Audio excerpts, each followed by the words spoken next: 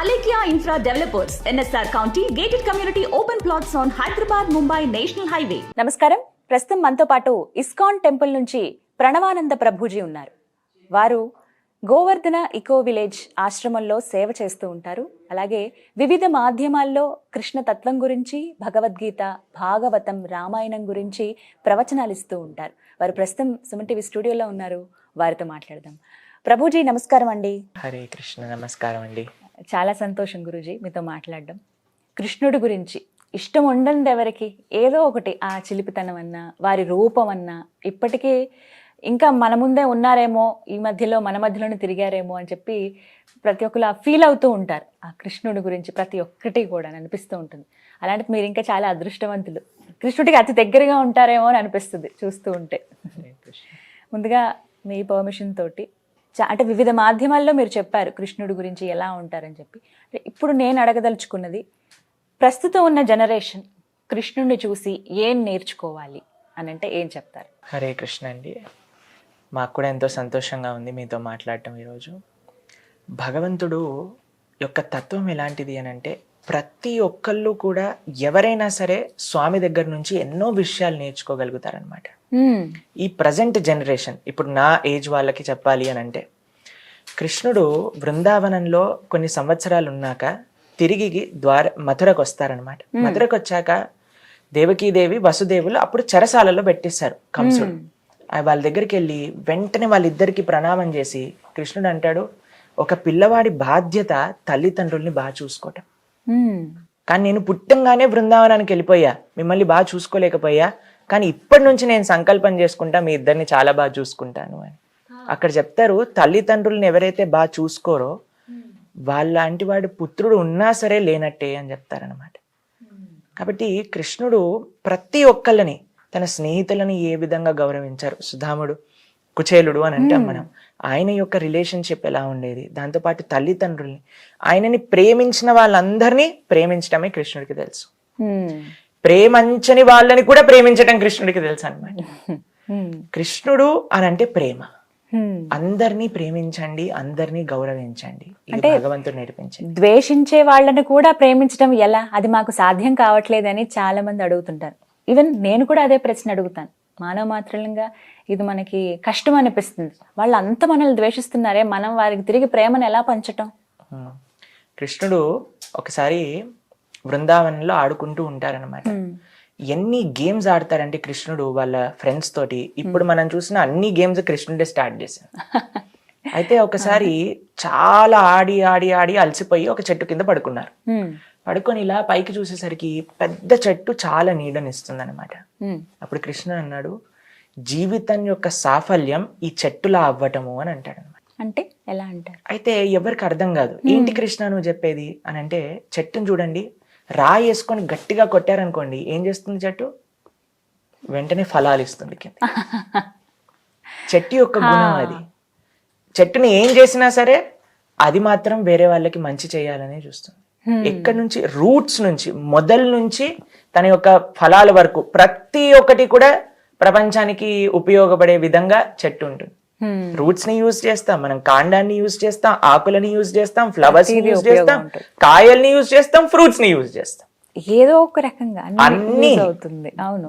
భగవంతుడు అంటారు కృష్ణుడు అక్కడ, జన్మన్ యొక్క సాఫల్యం ఏంటి అని అంటే ఈ చెట్టులా పరోపకారం చేయడం.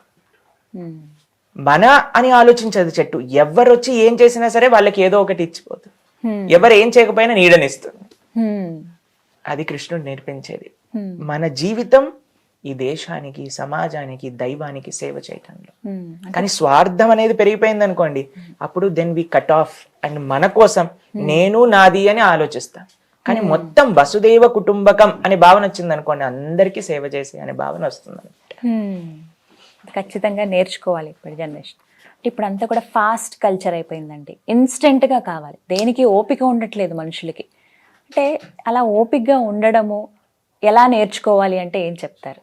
ఏదైనా సాధించాలంటే దానికోసం పట్టుదలగా, దీక్షణగా అలా ఉండాలి. అప్పటికప్పుడు రిజల్ట్ వచ్చేయాలనే కోరుకుంటాం కదా, అది ఎంతవరకు కరెక్ట్ అంటారు? మీకు విషయం చెప్తాను. శబరి గురించి మీరందరూ వినే ఉంటారు కదా. శబరి తన గురువు గారి ఆశ్రమానికి, మతంగ ఋషి ఆశ్రమానికి వచ్చినప్పుడు 5 సంవత్సరాలు వాళ్ళ గురువు గారు అన్నారు, రామ లక్ష్మణులు ఇద్దరు వస్తారు, వాళ్ళిద్దరికి నువ్వు సేవ చేసి తర్వాత వైకుంఠానికి రా, మేమందరం ఇప్పుడు బయలుదేరుతున్నాం వైకుంఠానికి అన్నారు. సరే గురువు గారు అని ప్రణామం చేసింది శబరి.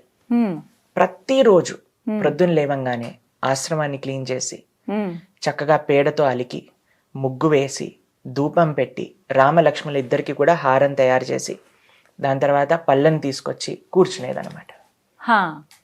ప్రతిరోజు చేసింది. ఎప్పటి వరకు చేసిందో తెలుసా?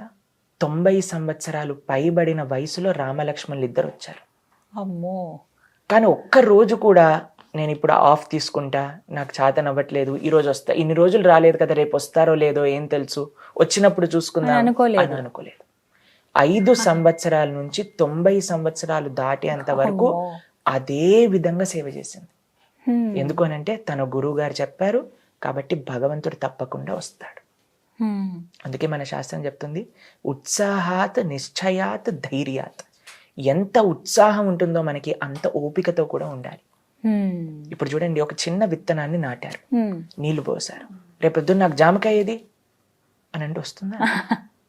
కొన్నిసార్లు ఒక జనరేషన్ నాటితే నెక్స్ట్ జనరేషన్ కి వస్తుంది. అవునండి. కాబట్టి ఓపిక అన్నిటికంటే ముఖ్యం అన్నమాట. ఎంత మనకు ఉత్సాహం ఉంటుందో అంత ఓపిక మనకు కావాలి. ఈ రెండు ఉన్నప్పుడే భగవంతుడి యొక్క కృప మనకు లభిస్తుంది అనమాట. అందుకే ఈ రెండు చాలా ముఖ్యం, అటు ఉత్సాహంతో ఉండటం, ఓపికతో ఉండటం. చిన్న చిన్న వాటికే ఈ రోజుల్లో చూస్తున్నాం కదా, నిరుత్సాహపడిపోవడం, ప్రాణాలు తీసుకునేదాకా వెళ్ళిపోతున్నారు. అవి ఎంత ఘోరంగా ఉన్నాయంటే ఆ కారణాలు వినే వాళ్ళకి చాలా సిల్లిగా అనిపిస్తున్నాయండి. సెల్ ఫోన్ పోయిందనో కొంత భాగం, అవి చాలా అంటే 20,000 30,000 అప్పుల పాలైపోయామనో, నలుగురు ఇలా నానా మాటలు అంటున్నారనో, చిన్న చిన్న వాటికో, ఉన్న వస్తువులేవో పోగొట్టుకున్నామనో, ఒక అమ్మాయో లేకపోతే ప్రేమలో విఫలమయ్యామనో, ఇలా వివిధ కారణాల వల్ల ఏకంగా ప్రాణాలే తీసేసుకుంటున్నారు. అలాంటి వారికి మీరు ఇచ్చేటువంటి సందేశం?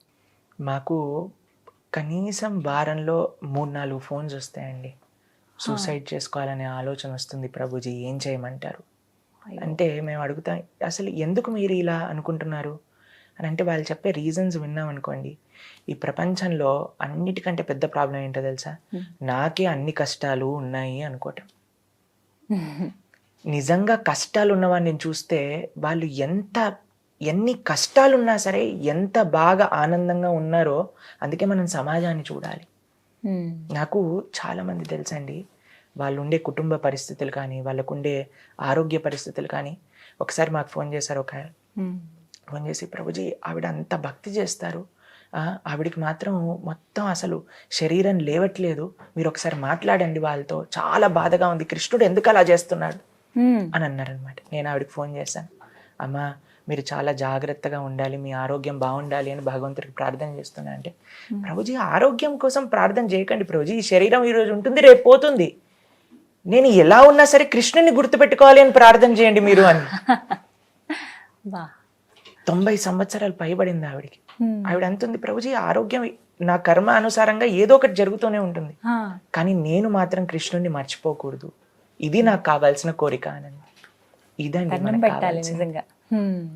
కాబట్టి చిన్న చిన్న ప్రాబ్లమ్స్ వస్తూ ఉంటాయి. ఈ ప్రపంచాన్ని కృష్ణుడు ఏమని డెఫినేషన్ ఇచ్చారో తెలుసా అండి? భగవద్గీతలో దుఃఖాలయం అశాశ్వతం అని పేరు పెట్టారు. అంటే పుస్తకాలయం అని అంటే ఏం దొరుకుతుంది అక్కడ?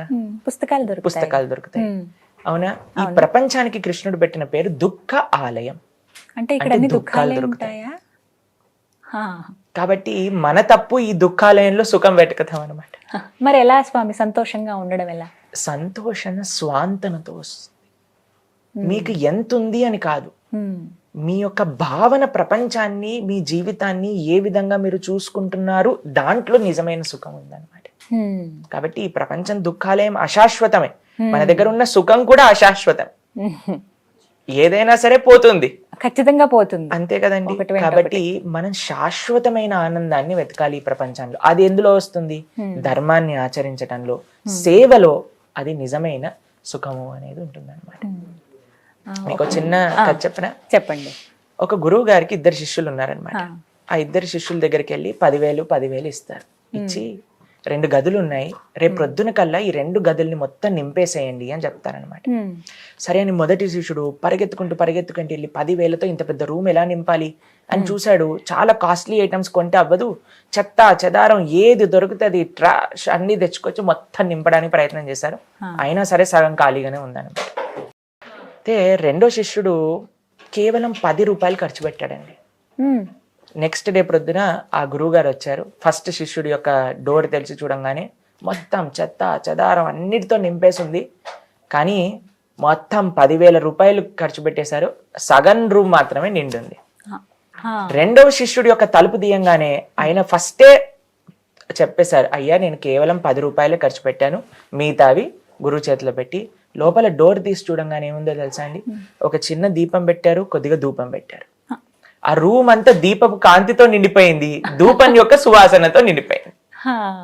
మన జీవితంలో మనం చేయాల్సింది జ్ఞానం అనే దీపం, సేవ అనే ధూపం, ఆ పరిమళంతో మనం నింపేసుకోవాలి. ఆ శిష్యుడి ఆలోచన ఎంత చక్కగా ఉందో చూడండి. ఇది కానీ మనం చేయగలిగితే జ్ఞానము సేవ, ఎప్పుడు నేను సుఖంగా ఉండాలి, నాకు కావాలి అని కాకుండా నేను ఎంతగా ఈ ప్రపంచానికి ఇవ్వగలుగుతాను, నేను ఈ దేశానికి ఎంత ఇవ్వగలుగుతాను, ఈ సమాజానికి నేనేమో చేయగలుగుతాను అని ఆలోచించిన వాడు ఎప్పటికీ కూడా దుఃఖపడడు. గురుగారు నేను వింటాను, దేవుడికి దగ్గరగా ఉంటే మనకి ఏ కష్టాలు రావు, అన్ని సుఖాలే ఉంటాయి, ప్రశాంతంగా మనం బతకగలము అని అంటారు. కానీ ఎక్కువగా దైవ చింతన ఎక్కువగా ఉన్నవాళ్ళు, దేవుడికి అతి దగ్గరగా ఉండేవాళ్ళు, వాళ్ళు బాధలు పడుతున్నారు, వాళ్ళు కష్టాలు పడుతున్నారు. మరి ఎందుకు దేవుడు అలా చేస్తున్నాడు, కృష్ణయ్య వాళ్ళందరినీ చూడడా అని అనిపిస్తుంది. దీనికి సమాధానం మీకు ఒక విషయం చెప్తాను. భగవంతుడికి అత్యంత ప్రియమైన భక్తులు పాండవులు. అవునా, మీ అందరికీ తెలిసే ఉంటుంది కదా. పాండవులు ఎన్ని కష్టాలు పడ్డారండి. చిన్నప్పుడే భీముడికి విషం పెట్టేశారు, దాని తర్వాత లాక్షాగ్రహాన్ని దహనం చేయించేశారు, ఆ జూదంలో పరాస్త్రం చేయించి అరణ్యవాసానికి పంపించేశారు, అజ్ఞాతవాసానికి పంపించేశారు. 5 ఊళ్ళు ఇవ్వండి అన్నా సరే మేము ఇవ్వం అని ఇంత పెద్ద యుద్ధం వచ్చింది. ద్రౌపదీదేవిని నిండు సభలో అవమానం చేశారు. ఇన్ని కష్టాలు వాళ్ళందరికీ వచ్చాయి.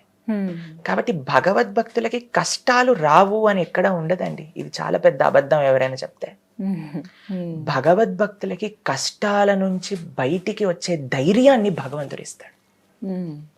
ఎన్ని కష్టాలు వచ్చినా సరే పాండవులకి వాళ్ళకి ఒకటే ఒక ధైర్యం ఏంటో తెలుసా, కృష్ణుడు మాతో ఉన్నాడు అనే ధైర్యాన్ని కలిగించేది భగవద్భక్తి. ధైర్యం ఇస్తుంది, ఏ సమస్యనైనా ఈ ప్రపంచంలో దాటడానికి ధైర్యం స్వామి మనతోటి ఇస్తాడనమాట. కాబట్టి ఇది భగవంతుడు చేసేది. కానీ అలా అని అందరు ఆయనను ఆశ్రయించిన వాళ్ళందరినీ మొత్తం చట్నీ చేయడానికి కష్టాలు ఇస్తూ ఉండరు. ఇప్పుడు చూడండి, ఒక సింపుల్ విషయం ఏంటి అని అంటే, మన కర్మ మనం అనుభవించాల్సింది. Every action has equal and opposite reaction. మీరందరు చదివే ఉంటారు కదా, ఇదే కర్మ సిద్ధాంతం. దీని నుంచి బయటపడలేరు. మరి భగవంతుని ఎందుకు ఆశ్రయించాలి? కష్టాల నుంచి బయటపడడానికి కాదండి భగవంతుని ఆశ్రయించడానికి. ఆ ధైర్యం ఎక్కడున్నా సరే. మీకు ఆశ్చర్యమైన విషయం చెప్పనా, ఇన్ని కష్టాలు తీరిపోయాక యుధిష్ఠిరుడు హస్తినాపుర సామ్రాజ్యానికి రాజయ్యాక కృష్ణుడు బయలుదేరి ద్వారకకి వెళ్తూ ఉంటే కుంతీదేవి వచ్చి ఏమంటుంది తెలుసా, అయ్యా నాకు ఇంకా ఇంకా కష్టాలు ఇవ్వు నాకు జీవితాలు అని అంటే కృష్ణుడు ఆశ్చర్యంతో చూస్తున్నాడు అనమాట. ఏంటి కుంతీదేవి అడుగుతుంది? ఎందుకంటే కష్టాలలో నువ్వు మాకు చాలా గుర్తొస్తావు. ఇప్పుడు చూడండి, కష్టాలు రాగానే మాకు గుర్తుండేది, మేము ఎగ్జామ్ రాయడానికి వెళ్ళేటప్పుడు వెంటనే అందరు గురికి పరిగెత్తి హాల్ టికెట్ పెన్నులు అన్ని స్వామి దగ్గరికి వెళ్ళి అయ్యా ఎలాగైనా సరే పాస్ చేయించేసి, ఒకసారి పాస్ అయిపోయి ఫస్ట్ ర్యాంక్ వచ్చేసింది అనుకో అందరు పార్టీకి వెళ్తారు. ఎవరు గుడికి వచ్చి దేవుడా నీ వల్ల పాస్ అయ్యానని చెప్పే వాళ్ళు ఉంటారా అండి? ఇది సత్యం. అయితే కుంతీదేవి అంటుంది, నాకు జీవితంలో కష్టాలే ఇవ్వు కృష్ణ, ఎందుకంటే కష్టాలలో నిన్నే గుర్తు తెచ్చుకుంటూ ఉన్నావు, అది మాకు కావాలి. నిజమైన సుఖం ఏంటి అని అంటే కృష్ణుడిని స్మరించటం. నిజమైన దుఃఖం ఏంటి అంటే భగవంతుడి స్మరణలోకి రాకపోవటం. ఇది నిజమైన, అది తెలుసుకోవాలి ఖచ్చితంగా ప్రతి ఒక్కరు. మనం భగవంతుడికి అతి దగ్గరగా ఉన్నాము అనడానికి ఏమన్నా సంకేతాలు ఉంటాయండి? అది మనల్ని మనం చూసి గుర్తుపట్టగలమా? తెలుస్తుందా ఒక వ్యక్తిని చూసి? ఉదాహరణకి నేను ఒక వ్యక్తిని చూసినప్పుడు వీరు భగవంతుడికి చాలా దగ్గరగా ఉన్నారు, అలా ఉండాలి మనం అని ఎప్పుడు అనిపిస్తుంది? చాలా మంచి ప్రశ్న మీరు అడిగింది. ఎంత భౌతికమైన విషయాల నుంచి మనం దూరంగా ఉండి ఎంత భగవత్ చింతన మనం చేస్తున్నాం, ఎంత ధర్మానికి అనుగుణంగా మన జీవితం నడుస్తుంది, ఇది మనకి లిట్మస్ టెస్ట్ అన్నమాట. మనం ఎంత భగవంతుడి దగ్గరికి వెళ్తున్నాము, ఎన్ని భౌతికమైన కోరికలతో మనం ఉన్నాము అనేసరికి అంత ఎందుకంటే భగవంతుడు అండి ఆకర్షణ శక్తి ఆయనకి. మన మనసుని చౌరాగ్రగణ్యం పురుషం నమామి అని అంటారు కృష్ణుని. కృష్ణుడు ఎన్నో దొంగతనాలు చేశారు కదా, అన్నిటికంటే పెద్ద దొంగతనం, నిత్యం చేసే దొంగతనం ఏంటో తెలుసా? మన హృదయాన్ని దొంగతనం చేస్తుంది. కాబట్టి అటువంటి స్వామి దగ్గర మనం ఉండి ఈ ప్రపంచంలో ఉండే వేరేది ఏదైనా కోరుకుంటున్నాం అనుకోండి, అప్పుడు మనకు తెలుస్తుంది అయ్యా ఆయన పైన ఇంకా రుచి మనకు కలగలేదు అని. అదే మనం స్వామి యొక్క భక్తిలో, ఆయన యొక్క స్మరణలో, ఆయన యొక్క సేవగా మనం దేన్ని వదిలిపెట్టాల్సిన అవసరం లేదండి ఈ ప్రపంచంలో. కృష్ణుడు అదే చెప్తాడు, మాం అనుస్మర యుద్ధచ, నన్ను గుర్తుపెట్టుకొని యుద్ధం చేయి. అక్కడ అర్జునుడి యొక్క కర్తవ్యం యుద్ధం చేయటం, నా యొక్క కర్తవ్యం ఆశ్రమంలో సేవ చేయటం, మీ యొక్క కర్తవ్యం మీ డ్యూటీ చేయటం. ప్రతి ఒక్కళ్ళు వాళ్ళ వాళ్ళ కర్తవ్యాలను నిర్వర్తిస్తూ ఉండాలి. కానీ మనసులో ఇది కృష్ణుడి కోసం చేస్తున్నా అనే భావన రావాలంతే. మీకు ఒక విషయం చెప్తాను. బృందావనంలో ఒకసారి ఒక పండ్లు అమ్ముకునే ఆవిడ వస్తుందన్నమాట. ఆవిడ వచ్చి పండ్లు, చక్కటి పండ్లు, బృందావనంలో అండి ఏ సీజనల్ కాదండి, ప్రతి సీజన్ లో అన్ని సీజన్లకి సంబంధించిన ఫ్రూట్స్ ఉండేవి అనమాట. ఎందుకంటే వాళ్ళందరి పర్పస్ కృష్ణుడికి సేవ చేయాలి అని. సరే ఒక చక్కటి పండ్లముడికి ఆవిడ వచ్చింది. నంద యశోదలు ఇద్దరు ఇంట్లో లేరు. కృష్ణుడు చూశాడు, అమ్మ నాకు పండ్లు కావాలి అని అడిగాడు. సరే నాన్న తీసుకో అనంది. అయితే అమ్మ నేను ఇంటికి వెళ్ళి ధాన్యం తీసుకొస్తా అని, అప్పుడు బార్టర్ సిస్టమ్ కదా, లోపల నుంచి ధాన్యం పట్టుకొని వస్తూ ఉన్నాడు. నడుస్తూ ఉంటే ఈయన సందు రంధ్రాల నుంచి మొత్తం ధాన్యం అంతా పడిపోతూ ఉందన్నమాట. చిన్ని కృష్ణుడు పాపం ప్రయత్నం చేశాడు, వచ్చేసరికి మొత్తం ధాన్యం జారిపోయింది. 2 ధాన్యం మాత్రమే చేతిలో ఉన్నాయి, 2 గింజలు ఉన్నాయి అంతే. అయితే ఆవిడ దగ్గరికి వెళ్ళి, అమ్మ అన్ని పడిపోయాయి అమ్మ. ఏం పర్వాలేదు నాన్న, ఈ 2 తీసుకుని ఆవిడ కృష్ణుడు చెయ్యి నిండి అంత ఫ్రూట్స్ ఇస్తుంది అనమాట. ఇస్తుంది. ఇచ్చి తన గంపని చూడంగానే గంప నిండా వజ్రాలు, వైడూర్యాలు, నగలతో నింపేస్తాడు కృష్ణుడు. అయితే తలపైన పెట్టుకుంటుంది గంప, తీసుకెళ్ళిపోతుంది అరణ్యంలోకి. అరణ్యంలోకి తీసుకెళ్ళిపోయి ఏం చేస్తుంది తెలుసా? మొత్తం ఈ నగలన్నింటి కూడా కింద పడేస్తుంది. పడేసి మళ్ళీ ఫ్రూట్స్ తో నింపేసుకుంటుంది. మళ్ళీ బృందావనానికి వెళ్తుంది. ఎందుకో తెలుసా? ఆవిడ అనుకుంది, ఈ వజ్రాలు, వైడూర్యాలు, నగలు కాదు నిజమైన ఐశ్వర్యం, కృష్ణుడు అమ్మా అమ్మా అని నన్ను పిలుస్తున్నాడు కదా, ఇది నిజమైన ఐశ్వర్యం, ఇది భక్తి అన్నట్టు. ఈ భావన కలిగించడానికే మనం శాస్త్రాన్ని అధ్యయనం చేయాలి. భాగవతం, భగవద్గీత, రామాయణం, ఇది భగవంతుడి పైన ప్రేమ కలిగించడానికి ఈ భౌతికమైన విషయాలన్నింటినీ కూడా దూరం పెట్టండి. ఎందుకంటే ఇది అశాశ్వతం అండి. కాబట్టి వీటిపైన ఎంత మనం ప్రయత్నించినా సరే ఏంటి చెప్పండి, మనకి గ్యారంటీ ఉంటుందా లేదా? అంటే భగవంతుడికి దగ్గర అవ్వాలి అంటే రామాయణం, భగవద్గీత, భాగవతం ఇవి ఖచ్చితంగా మనం చదవాల్సిందేనా? అవి చదవకుంటే మనం దేవుడికి దగ్గరగా ఉండలేమా? ఇప్పుడు చూడండి, ఒకళ్ళ గురించి మీరు ఒకళ్ళతో ప్రేమలో పడాలి అని అనుకున్నారనుకో, ఈ ప్రపంచంలో చూద్దాం ఒక భౌతిక ఎగ్జాంపుల్. ఏం చేస్తారు? వారి గురించి తెలుసుకోవాలనుకుంటాం. ఎక్కడ ఉన్నారు అలానే ఎప్పుడు నిరంతరం ఫోన్ లో ఉంటాం. మేము ఇంజనీరింగ్ చదివేటప్పుడు చూస్తాం అనమాట, రాతంతా ఫోన్ లో మాట్లాడుతుండేవారు. ఏంట్రా ఏం మాట్లాడతావు అంటే, నీకు తెలియదులే ఇది వేరే లోకంలే అని అంటూ ఉండేవారు అనమాట నాతో పాటు. ఏం లోకం అది? ప్రేమ లోకం. ప్రేమ లోకంలో ఏముంటుంది? ఎప్పుడు వాళ్ళనే స్మరణ, ఎప్పుడు కూడా మెసేజ్ వచ్చిందా లేదా చూసుకోవాలి, వెంటనే వాళ్ళతో మాట్లాడుతూ ఉండాలి, ఎలా ఉన్నా ఎక్కడున్నా సరే వాళ్ళతో కనెక్షన్ లో ఉండాలి అన్నప్పుడు వాళ్ళ గురించి తెలుసుకోవాలి కదండి. ఇప్పుడు ఎవరితోటైనా ఈ ప్రపంచంలో మనం ఒక సంబంధాన్ని ఏర్పాటు చేసుకోవాలి అని అనుకున్నప్పుడు, ఇప్పుడు మీరు నా గురించి తెలుసుకుంది ఎలా? మా ఛానల్ని చూసి మేము చెప్పేది విని మీకు తెలుసు. అప్పుడు భగవంతుడి గురించి తెలుసుకునేది ఎలా? స్వామి యొక్క లీలలు అవన్నీ ఎక్కడ ఉన్నాయి? భాగవతంలో ఉన్నాయి. కాబట్టి అందుకే రుక్మిణీదేవి ఎప్పుడు కృష్ణుడిని చూడలేదు. మీకు ఆ విషయం తెలుసా? అవునా? రుక్మిణీదేవి కృష్ణుడిని జీవితంలో ఎప్పుడు చూడలేదు. పెళ్లి కోసం కృష్ణుడు వచ్చి రుక్మిణీదేవిని తీసుకెళ్లేంత వరకు కృష్ణుడు చూడలేదు. తెలియదు అసలు. ఎలా మరి ప్రేమలో పడింది? శృత్వాన్ గుణాన్ భువన సుందర శృణ్వతాంతే. ఆ విదర్భ దేశానికి చాలా మంది ఋషులు, మహాత్ములు వస్తూ ఉండేవాళ్ళు అన్నమాట. వాళ్ళు బృందావనంలో జరిగే కృష్ణలీలన్నీ చెప్తూ ఉండేవారు. రుక్మిణీదేవి విని విని విని కృష్ణుడితో ప్రేమలో పడింది. అదే విషయాన్ని చెప్తుంది. కృష్ణుడు అడుగుతాడు, అరే నువ్వు నాతో ప్రేమలో పడ్డావు నాకు తెలియకుండా అంటే, శృత్వాన్ గుణాన్, నీ గురించి విన్నా, నీ గుణాలు నీ లీలల గురించి విని నీతో ప్రేమలో పడ్డా అని చెప్తుంది అనమాట. కాబట్టి భగవంతుడిని చేరుకోవడానికి, భగవంతుని తెలుసుకోవడానికి మార్గం ఏంటి అని అంటే శ్రవణం, కీర్తనం, స్మరణం, పాదసేవనం, అర్చనం, వందనం, దాస్యం, సఖ్యం, ఆత్మనివేదనం. అందులో మొట్టమొదటిది శ్రవణం అంటే వినటం, వినాలి, భగవంతుడి గురించి వినాలి. శక్తి వినడం ద్వారా ముందుగా తెలుసుకోవాలి. కరెక్ట్, తెలుసుకుంటే కదండి మనం ఆశ్రయించేది. దేవుడి దగ్గరగా ఉంటే కష్టాలు తీరిపోతాయి అనేదానికి ఇందాక ఆల్రెడీ సమాధానం ఇచ్చారు మీరు. ఇప్పటి జనరేషన్కి ఏం చెప్తారు మీరు? కృష్ణుడు ఎందుకు పూజించాలి, ఎందుకు సేవించాలి కృష్ణయ్యను అంటే? కృష్ణుడు అందరికంటే ఒక విధంగా చూస్తే మనకి చాలా దగ్గరవాడు. ఎందుకో తెలుసా? ఎలా? మీకు ఒక విషయం చెప్తాను. మన కోసం ఎవరైనా చాలా కష్టపడ్డారు అనుకోండి, వాళ్ళపైన మనకు ఆటోమేటిక్ గా ప్రేమ వస్తుంది కదండి. అవును. అరే నా కోసం ఇంత కష్టపడ్డారు, ఇంత తపన చేశారు అని మనకు అనిపిస్తుంది. భగవంతుడి యొక్క లోకం అండి వైకుంఠంలో చింతామణి ప్రకర సద్మసు కల్పవృక్ష లక్షావృతేషు సురభీరభిపాలయంతం లక్ష్మీ సహస్ర శత సంభ్రమ సేవ్యమానం గోవిందమాది పురుషం తమహం భజామి. అంటే వైకుంఠంలో ఏవైతే స్వామి ఉండే భవనాలు ఉన్నాయో అవి చింతామణులతో తయారు చేసినాయి. బంగారం, వజ్రం, మాణిక్యాలు, వైడూర్యాలు. అక్కడ ప్లాస్టిక్, మార్బుల్ ఉండదు, చింతామణులు మాత్రమే అక్కడ ఉండే. అక్కడ ఉండే ప్రతి చెట్టు కూడా కల్పవృక్షం, ప్రతి ఒక్క గో కూడా సురభి. లక్ష్మీదేవి ఎంత బాగా సేవ చేస్తుంది స్వామికి అని అంటే, అలా సేవ చేసే వాళ్ళు కొన్ని కోట్లు, అసలు చెప్పలేం ఎంతమంది ఉన్నారో స్వామికి సేవ చేసేటట్టుగా అలా ఉన్నారనమాట. మీకు విషయం చెప్తాను. గోలోకంలో రాధారాణి కృష్ణుడికి ప్రతిరోజు కూడా వంట చేస్తుంది అనమాట. 100 రకాలు ప్రతిరోజు కృష్ణుడికి నైవేద్యంగా రాధారాణి వండుతుంది. మీకు విషయం తెలుసా? ఇప్పటి వరకు కూడా ఒక్కసారి కూడా ఆవిడ వండిన ఐటమ్ ని రిపీట్ చేయలేదట. అమ్మో, అంటే ఎన్ని రకాలు!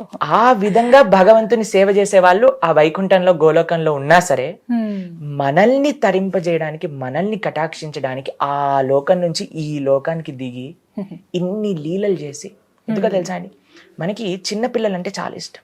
చిన్నపిల్లలు ఏమన్నా సరే వాళ్ళు తా తా తా తా అనే, తాతయ్య వచ్చి అంటాడు, ఓయ్ తాత అంటున్నాడే, అత్త వచ్చి అంటుంది అత్త అంటున్నారే, వాడు అత్త అనట్లే తాత అనట్లే, కానీ మనకు అనిపిస్తుంది ఎందుకంటే మనకి ప్రేమ కాబట్టి. పిల్లలు ఏం చేసినా సరే మనకి బాగా అనిపిస్తుంది కదా.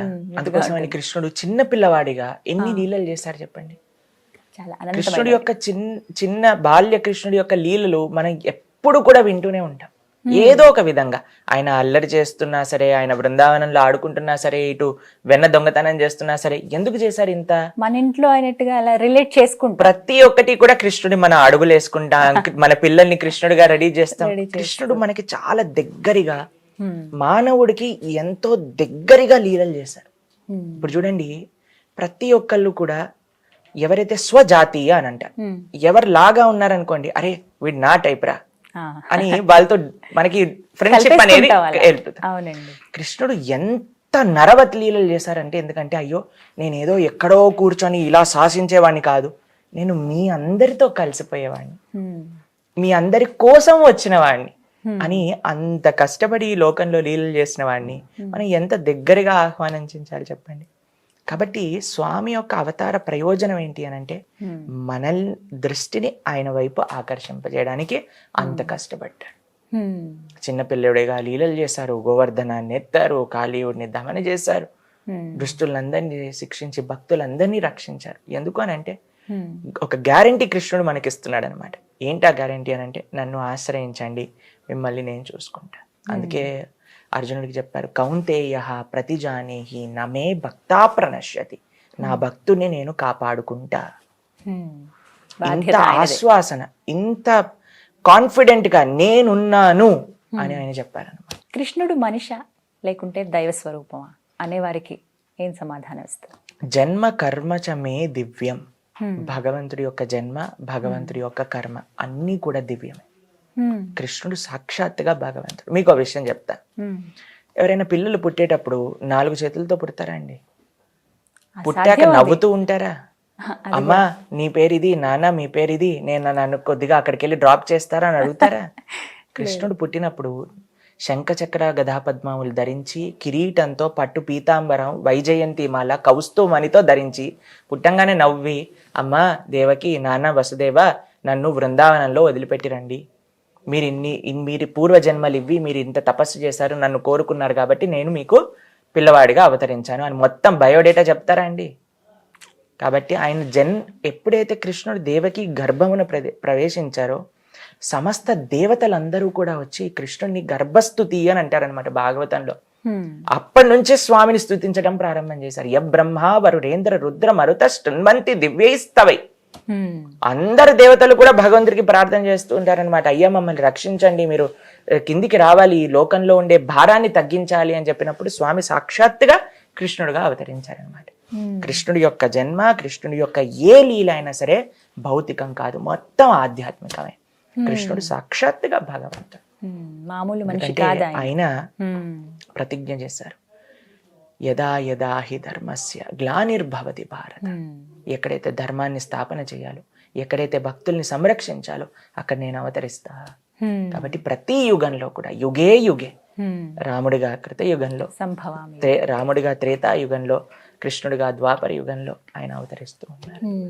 ప్రతి చోట ఆయనే సాక్షాత్తుగా భగవంతుడు. ప్రభుజీ, కృష్ణాష్టమి చాలా చక్కగా జరుపుకుంటాం ఆ పండుగని. 2 రోజుల పాటు జరుగుతుంది కొన్ని ప్రాంతాల్లో. అయితే ఉట్టి కొట్టడం అనేది అదొక సంబరంగా గ్రామం, ఆ వీధి అంతా కూడా చాలా చక్కగా జరుపుకుంటూ ఉంటారు.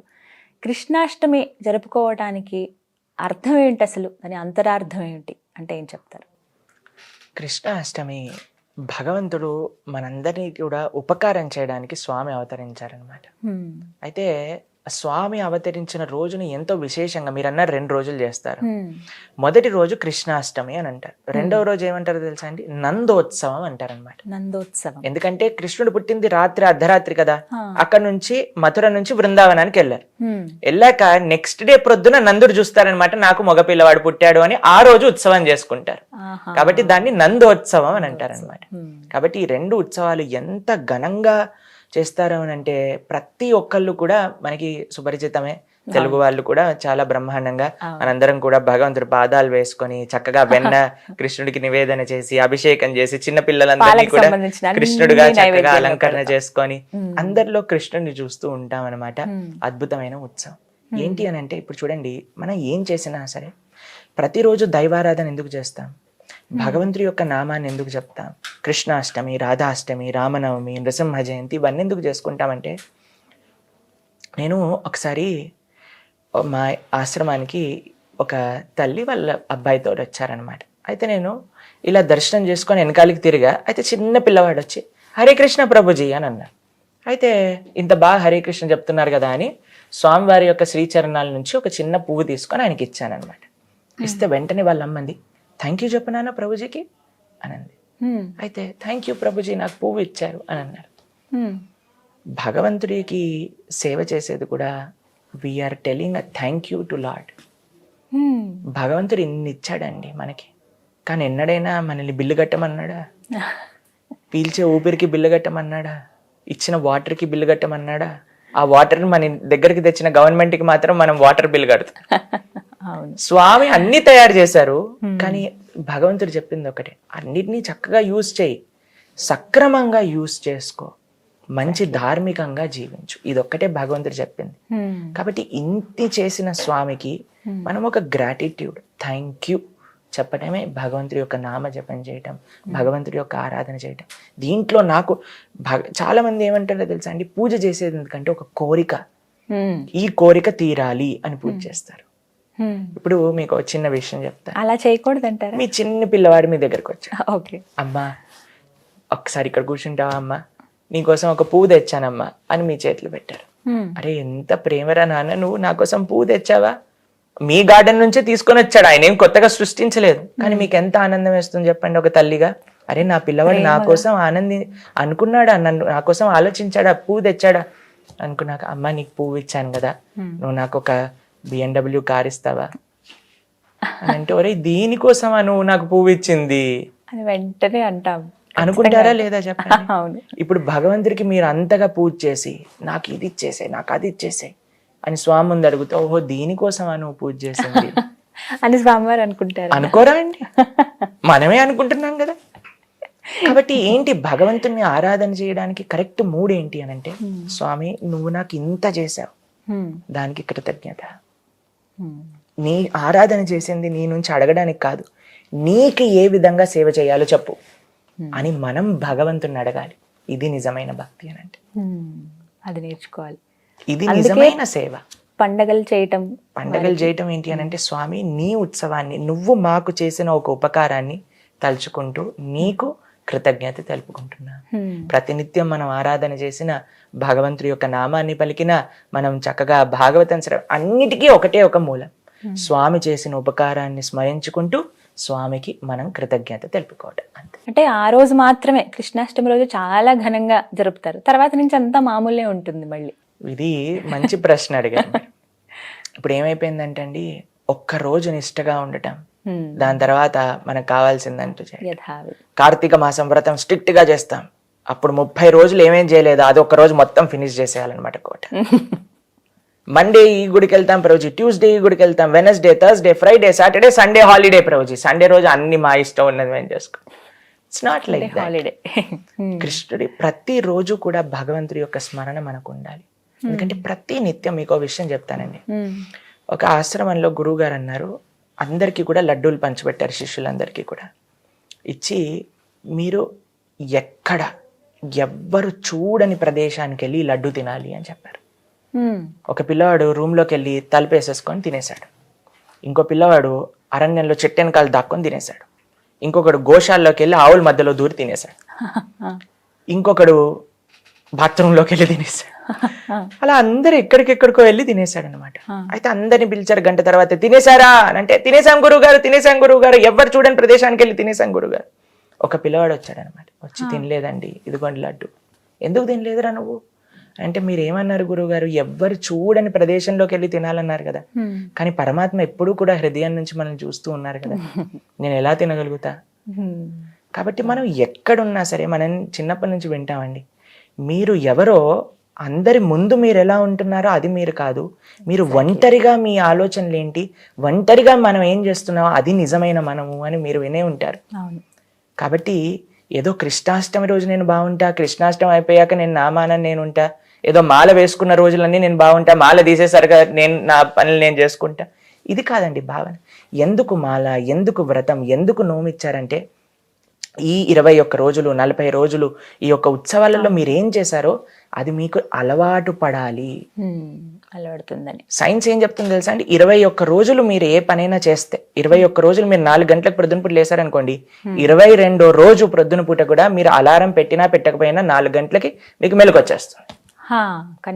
అందుకోసమని మన పెద్దవాళ్ళు ఇలా మాల వేసుకోండి, ఈ నియమాలన్నీ పాటించండి అని ఎంతో తెలివిగా వాళ్ళు వీటిని మంచి అలవాట్లన్నింటినీ అందులో పెట్టేశారు. కానీ మనం ఎంత ఇంటెలిజెంట్ అంటే, 40 రోజులు అయిపోగానే మన వ్రతం నో అయిపోగానే, yes tell me now what should I do అని మొత్తం దానికి వడ్డీ లేసి మరి మనం దాన్ని ఆ ఎంజాయ్మెంట్ అంతా కూడా చేసేస్తాం అనమాట. కాబట్టి this is not purpose of festivals. ఒక ఫెస్టివల్, ఒక వ్రతం, ఒక నోము ఏంటంటే భగవంతుడికి ఎంత దగ్గరగా వెళ్ళాలి, మన మనస్సు, మన యొక్క వ్యవహారం, మన యొక్క అలవాట్లు ఎంతగా ధార్మికంగా మంచి వైపు నడవాలి అనే దానికి ఉత్సవాలు మనం చేసుకునేది. చాలా ఘనంగా కూడా జరుపుకుంటాం ప్రత్యేకంగా. ఆ రోజున వివిధ రకాల నైవేద్యాలు సమర్పిస్తూ ఉంటారు స్వామివారికి. వీటికి అంతరార్థం ఏంటండి? ఎందుకు అన్ని నైవేద్యాలు సమర్పిస్తూ ఉంటారు ప్రత్యేకంగా కృష్ణాష్టమి రోజున? పాల పదార్థాలు అన్నీ కూడా ఎందుకంటారు? కృష్ణుడికి నైవేద్యాలు అనేవి చాలా ప్రీతికరం అన్నమాట. ముఖ్యంగా చెప్పన్ భోగ్ అంటారు. 56 రకాల నైవేద్యాలు భగవంతుడికి ప్రతినిత్యం కూడా నివేదన చేస్తూ ఉంటాం. ఎందుకు అనంటే, యశోదమ్మ ప్రతినిత్యం కూడా కృష్ణుడికి 6 సార్లు రోజుకి భగవంతుడికి తినిపిస్తూ ఉండేదన్నమాట. 6 సార్లు. అయితే గోవర్ధన లీల జరిగింది కదండి. ఎన్ని రోజులు గోవర్ధన లీల జరిగింది? 7 రోజులు చేస్తారు. 7 రోజులు స్వామి ఆ గోవర్ధనాన్ని ఎత్తి పట్టుకున్నారు కదా. 7 రోజులు యశోదమ్మ తినిపించలేకపోయింది కృష్ణుడికి. అయితే ఎప్పుడైతే గోవర్ధనగిరిని కిందికి దింపేశారో వెంటనే కృష్ణుడిని తీసుకెళ్లిపోయాక ఎన్ని రోజులు ఎన్ని పూటలైతే యశోదమ్మ పెట్టలేకపోయిందో అన్ని నైవేద్యాలు తయారు చేసి కృష్ణుడికి నివేదన చేస్తుంది అనమాట. ఇది భక్తి అని అంటే. ఇది కోటా కవర్ చేసుకోవటం ఇలా చేయాలి. అయ్యో నేను ఈరోజు జపం చేసుకోలేకపోయానని బాధపడి నెక్స్ట్ డే దాన్ని కవర్ చేసుకోవాలన్నమాట. అయ్యో ఈ రోజు నేను ఈ పని చేసుకోలేకపోయాను, నెక్స్ట్ డే కృష్ణాష్టమి అయిపోనండి చేస్తాను. ఇది కాదు భక్తి అని అంటే. కాబట్టి అప్పటి నుంచి ప్రారంభమైంది ఈ పరంపర, కృష్ణుడికి వివిధ నైవేద్యాలు తయారు చేయడం. ఇప్పుడు చూడండి, మనకి నేను ఒకరితో మాట్లాడుతుంటే ఆయన అన్నారు, ప్రభుజీ రేపు మా డాటర్ 21st బర్త్డే, నేను 21 గిఫ్ట్స్ ఇవ్వాలనుకుంటున్నా అని అన్నారనమాట. ఇప్పుడు ఇప్పుడు చూడండి చాలా మంది ఏమంటారో తెలుసా మాతోటి వచ్చి, ప్రభుజీ భక్తి ప్రేమ మనసులో ఉండాలండి, బయటికి ఎందుకు చూపించుకోవాలి? నిజమే, చాలా మంది ఆలోచన ఇది. ఆలోచన కదండి. ఇప్పుడు మీ పిల్లవాడు స్కూల్ నుంచి వచ్చారండి, వచ్చి అమ్మా నాకు ఆకలిస్తుందమ్మా ఏదైనా పెట్టవా అమ్మా అంటే, నాన్న నీ పైన ప్రేమ నాకు మనసులో ఉంది, మనసులో నేను లడ్డూలు చేశా, కొద్దిగా వచ్చి తినేసే అని అంటే, పిల్లవాడు అంటే నీ మనసులో నువ్వు ఏదైనా పెట్టుకో అమ్మా నాకు ఇప్పుడు ఆకలిస్తుందమ్మా అని అంటే, లేదు నాన్న మనసులో ఉండాలి, భక్తి బయటికి చూపించకూడదు అని అంటామా అండి మనం? మన వైపుకి వచ్చేసరికి మనకి గిఫ్ట్స్ కావాలి, మనం ఇవ్వాలి, పార్టీస్ ఆర్గనైజ్ చేయాలి, పెద్ద పెద్ద ఫంక్షన్స్ అన్ని చేయాలి. భగవంతుడి దగ్గరికి వచ్చేసరికి ప్రేమలో మనసులో ఉండాలి. ప్రభుజీ ఎందుకు చూపించుకోవటం? ప్రేమ అనంటే బయటికి చూపిస్తారు. బయటికి చూపిస్తేనే కదండి మనకి తెలిసేది. మరి భగవంతుడికి అవసరమా అని అంటే భగవంతుడికి అవసరం లేదండి, కానీ మానవుడిగా మనకు అవసరం భగవంతుడిపై వ్యక్తం చేయడానికి. కాబట్టి ఘనంగా ఉత్సవాలు చేసుకోవాలి. ఈ విధంగా స్వామికి మనం చెప్తున్నాం అనమాట, అయ్యా నేను, కానీ భగవంతుడు అడిగింది ఏంటో తెలుసా? పత్రం పుష్పం ఫలం తోయం యోమే భక్త ప్రయశ్చతి. పత్రం ఆకులు, పుష్పం పుష్పాలు, ఫలం పండ్లు, తోయం నీరు. అంత జగదీశ్వరుడు మనల్ని ఏమడుగుతున్నారు? ఈ నాలుగైనా ప్రేమతో పెట్టు. కానీ మనం అడిగేసాం. ఇప్పుడు కొన్నిసార్లు ఇంటికి వెళ్తామండి, నన్ను పిలుస్తూ ఉంటారనమాట, మనం ఏం చేస్తాం, మేము ప్రసాదంలో చాలా సింపుల్ అండి, మీరేం కష్టపడాల్సిన అవసరం లేదు అని చెప్తాం. అయినా సరే మేము పెరగన్నం అడిగామని మేము వెళ్ళిన చోట్ల పెరగన్నం పెట్టరు, వాళ్ళు ప్రేమ చూపించుకోవడానికి చాలా రకాలు చేస్తూ మాకు పెడుతూ ఉంటారనమాట. మనకు అవసరం లేదు, కానీ వాళ్ళ ప్రేమ, ప్రభుజీ మీ దగ్గర నుంచి మేము వింటున్నాం కదా, మీకు మా యొక్క కృతజ్ఞత తెలుపుకోవడానికి మేము ఈ సేవ చేస్తున్నాం అని అంటే, అప్పుడు చూసినప్పుడు మాకు బాధేస్తుందా? లేదు, అయ్యో ఆనందిస్తుంది, మా విధంగా వాళ్ళకి ఏదో సేవ జరుగుతుంది, వాళ్ళు ఆ విధంగా మాకు ప్రేమ చూపిస్తున్నారు అని. కాబట్టి ఇది ప్రేమ వ్యవహారం, భగవంతుడితో ఒక ప్రేమ సంబంధాన్ని ఏర్పరచుకోవటం అన్నమాట. కాబట్టి ఈ ప్రపంచంలో మనం ఎంత we strive a lot to form that connection అన్నమాట. మనం చూస్తూ ఉంటాం, ఎన్నిసార్లు ప్రయత్నిస్తూ ఉంటారు, క్యాండిల్లో పేర్లు రాస్తూ ఉంటారు, పెద్ద పెద్ద ఫంక్షన్స్, సర్ప్రైజ్ పార్టీలు అవి ఇవి చేస్తూ ఉంటారు. ఎందుకు? ప్రేమ వ్యక్తం చేయాలి. కాబట్టి this is what we are doing. Krishna I love you అని చూపించడానికి అనమాట ఇవన్నీ. అంటే నైవేద్యాలలో కృష్ణుడికి బాగా ఇష్టమైన నైవేద్యం ఏది? ఇన్ని సమర్పిస్తూ ఉంటారు కదా, ఇన్ని రకాలు పెడుతూ ఉంటారు. ఖచ్చితంగా మన ఇస్కాన్ టెంపుల్స్లో ప్రత్యేకంగా చూస్తాం, ఆరాధన సమయంలో ఎన్నో నైవేద్యాలు, చిన్న భక్తులే ఆశ్చర్యపోతూ ఉంటారు. ఏది ఇష్టం బాగా స్వామివారి కంటే? చిన్ని కృష్ణుడికి వెన్న చాలా ఇష్టం, వెన్న లాంటి మనసు చాలా ఇష్టం. సున్నితమైన నిర్మలమైన మనస్సు ఎవరి దగ్గరైనా ఉంటుందో అది స్వామికి కావాలండి. దాన్ని సూచించేది వెన్న, కాబట్టి భగవంతుడు వెన్నని స్వీకరిస్తాడు. భగవంతుడికి వెన్న.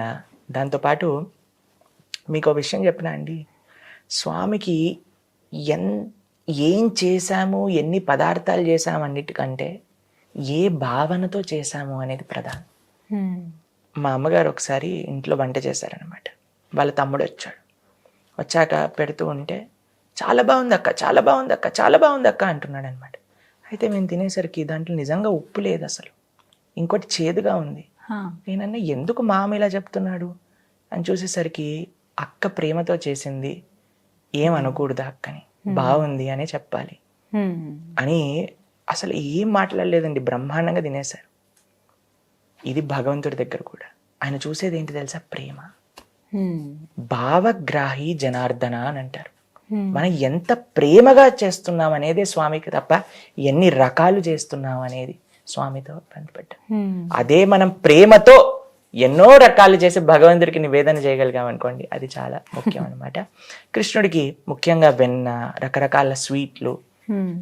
కొంతమంది అనుకోవచ్చు, అయ్యా భారతీయంగానే మనం చెయ్యాలి, పులిహోర దద్దోజన ఇవే తింటారా కృష్ణుడు అని అంటే, కాదండి. ఆయన కేవలం భారతీయులకి ఈశ్వరుడు కాదు, ప్రపంచంలో ఉండే వాళ్ళందరికీ ఈశ్వరుడే. కాబట్టి ఇస్కాన్ టెంపుల్ ఫ్రాన్స్ లో ఉందనుకోండి, వాళ్ళు లజానియా చేసి పెడతారు. చైనాలో ఉందనుకోండి, వాళ్ళు నూడిల్స్ చేసి పెడతారు. అమెరికాలో ఉంటే వాళ్ళు పిజ్జా చేసి పెడతారు. అంటే కృష్ణుడు తింటారండి? తప్పకుండా. ప్రేమతో ఏం చేసినా స్వామి స్వీకరిస్తారు. ఆయన భావగ్రాహి, ప్రేమతో పెట్టింది ఏదైనా సరే ఆయన స్వీకరిస్తారు. కాబట్టి మనం ఎంత చేయగలుగుతాము అనే విషయాన్ని చక్కగా మనం చూసుకొని రకరకాల నైవేద్యాలు చేసి, మీకు ఒక విషయం చెప్తాను. భగవంతుడికి ఎప్పుడు ఏది నివేదన చేసినా సరే వాటిపైన తులసిని తప్పకుండా ఉంచాలి. ఎందుకండి కారణం? ఎందుకంటే తులసి కృష్ణ ప్రేయసి. భగవంతుడు చెప్పారు కృష్ణుడికి తులసి ఎంత ఇష్టము అని అంటే ఆయన తులసికి ఒక చక్కటి వరంలా ఇస్తారనమాట. నువ్వు ఏ పదార్థం పైన ఉంటానో దాన్ని నేను స్వీకరిస్తా. అందుకే మా యొక్క తిలకం చూసారు కదండి మీరు, ఇది భగవంతుడి యొక్క శ్రీచరణం కింద తులసి. ఎందుకంటే తులసి భగవంతుడు ఎప్పుడు వేరుగా ఉండరు, ఆయనతోటే ఉంటారనమాట. కాబట్టి మనం చేసిన వాటిలలో ఎన్నో దోషాలు ఉండొచ్చు, అలా వస్తువుల్లో దోషం ఉండొచ్చు, మన భావనలో దోషం ఉండొచ్చు. కానీ తులసి పెట్టేస్తారు అనుకోండి, ఓ తులసి ద్వారా మన ఆఫరింగ్ ని కూడా స్వామి స్వీకరిస్తారు. కాబట్టి భగవంతుడికి విష్ణుమూర్తి యొక్క ఆరాధనలో ఎప్పుడైనా సరే మనం దేన్ని నివేదన చేసినా సరే ప్రతి పదార్థం పైన తులసి పెట్టి మనం భగవంతుడికి ప్రేమతో నివేదన చేయాలి. ఈ విషయాన్ని చాలా జాగ్రత్తగా పెట్టుకోవాలి. ఏంటి అని అంటే ప్రేమ అనేది ముఖ్యం. ప్రేమ ద్వారానే సమస్తం. స్వామికి ఏమీ అవసరం లేదు, ఆయన కేవలం ప్రేమ్ కే బూకే హే అని అంటారు అనమాట. ఆయన కేవలం ప్రేమ ఆకలి ఆయనకు ఉందనమాట, ఇంకేం లేదు ఆయన దగ్గర. అది మనం తీర్చగలం అంటారా? తప్పకుండా ఎవరైనా తీర్చగలుగుతారు. ఎందుకంటే వీఆర్ ఆల్ పొటెన్షియలీ జీవేర స్వరూపహోయ్ కృష్ణేర నిత్యదాస్. ప్రతి జీవుడు కూడా భగవంతుడి యొక్క సేవకుడే. కాబట్టి మనందరిలో ఆ శక్తి ఉంది భగవంతుని సేవించి తరించడానికి. ప్రేమ గురించి ఖచ్చితంగా ఆ మాట వచ్చినప్పుడల్లా కృష్ణుడి గురించి చెప్తూ ఉంటారు, ఎంత చక్కగా ప్రేమను ఆయన పంచారు అని చెప్పి. అయితే ఇందులో రాధాకృష్ణుల ప్రేమ గురించి చెప్తారు. వారి ప్రేమని, ఆ కృష్ణతత్వాన్ని పూర్తిగా మీరు ఎలా అభివర్ణిస్తారు? మా గురువు గారు ఒక విషయం చెప్తారండి, love means service, love means sacrifice. ప్రేమ అంటే సేవ, ప్రేమ అంటే త్యాగం. ఇది రాధాకృష్ణులు ప్రేమ. ఇది భౌతికమైన ప్రేమ కాదండి. ఈ భౌతికమైన ప్రేమ నిజంగా చాలాసార్లు ప్రేమ కాదు, that is just an infatuation. ఏం కావాలి, నీ నుంచి నాకేం కావాలి, అటువైపు పాటి వాళ్ళు నీ నుంచి నాకేం కావాలి అని ఆలోచిస్తూ ఉంటారు. కానీ ఆధ్యాత్మిక ప్రేమ, రాధాకృష్ణులు గోపికలు కృష్ణుడి మధ్యలో ఉండే ప్రేమ, ఇసుమంత భౌతికత కూడా అందులో లేదు. వాళ్ళ భావన ఏంటో తెలుసా అండి, మేము కృష్ణుడికి ఏం చేయగలుగుతాం, సేవ సేవ సేవ తప్ప వాళ్ళకి ఇంకో విషయం తెలియదు. మీకు విషయం చెప్తాను. ఒకసారి కృష్ణుడు గోపికలకి రాధారాణి తన పట్ల ఎంత ప్రేమ అనేది ఉంది అనేది ప్రపంచానికి తెలియజేయడానికి నారదుడికి ఒక విషయం చెప్తారనమాట. అయ్యా, నాకు చాలా తలనొప్పిగా ఉంది, నా భక్తుల యొక్క చరణాల కింద ఉండే ధూళి అంటే మన పాదాల పైన ఉండే మట్టి అనమాట, అది తీసుకొని వస్తే నా తలనొప్పి తగ్గిపోతుంది, నా భక్తుల్ని అడగా ఎవరైనా నాకు ఇస్తారా అని అన్నారనమాట. నారదుడు ఆశ్చర్యపోతాడు, ఏ భక్తులు ఇస్తాడు భగవంతుడి పైన తలపైన వాళ్ళ ధూళి పెట్టాలి అని అంటే. సరే, ఒక దగ్గర యోగులు మునులు అందరూ కూడా తపస్సు చేస్తూ ఉంటారు.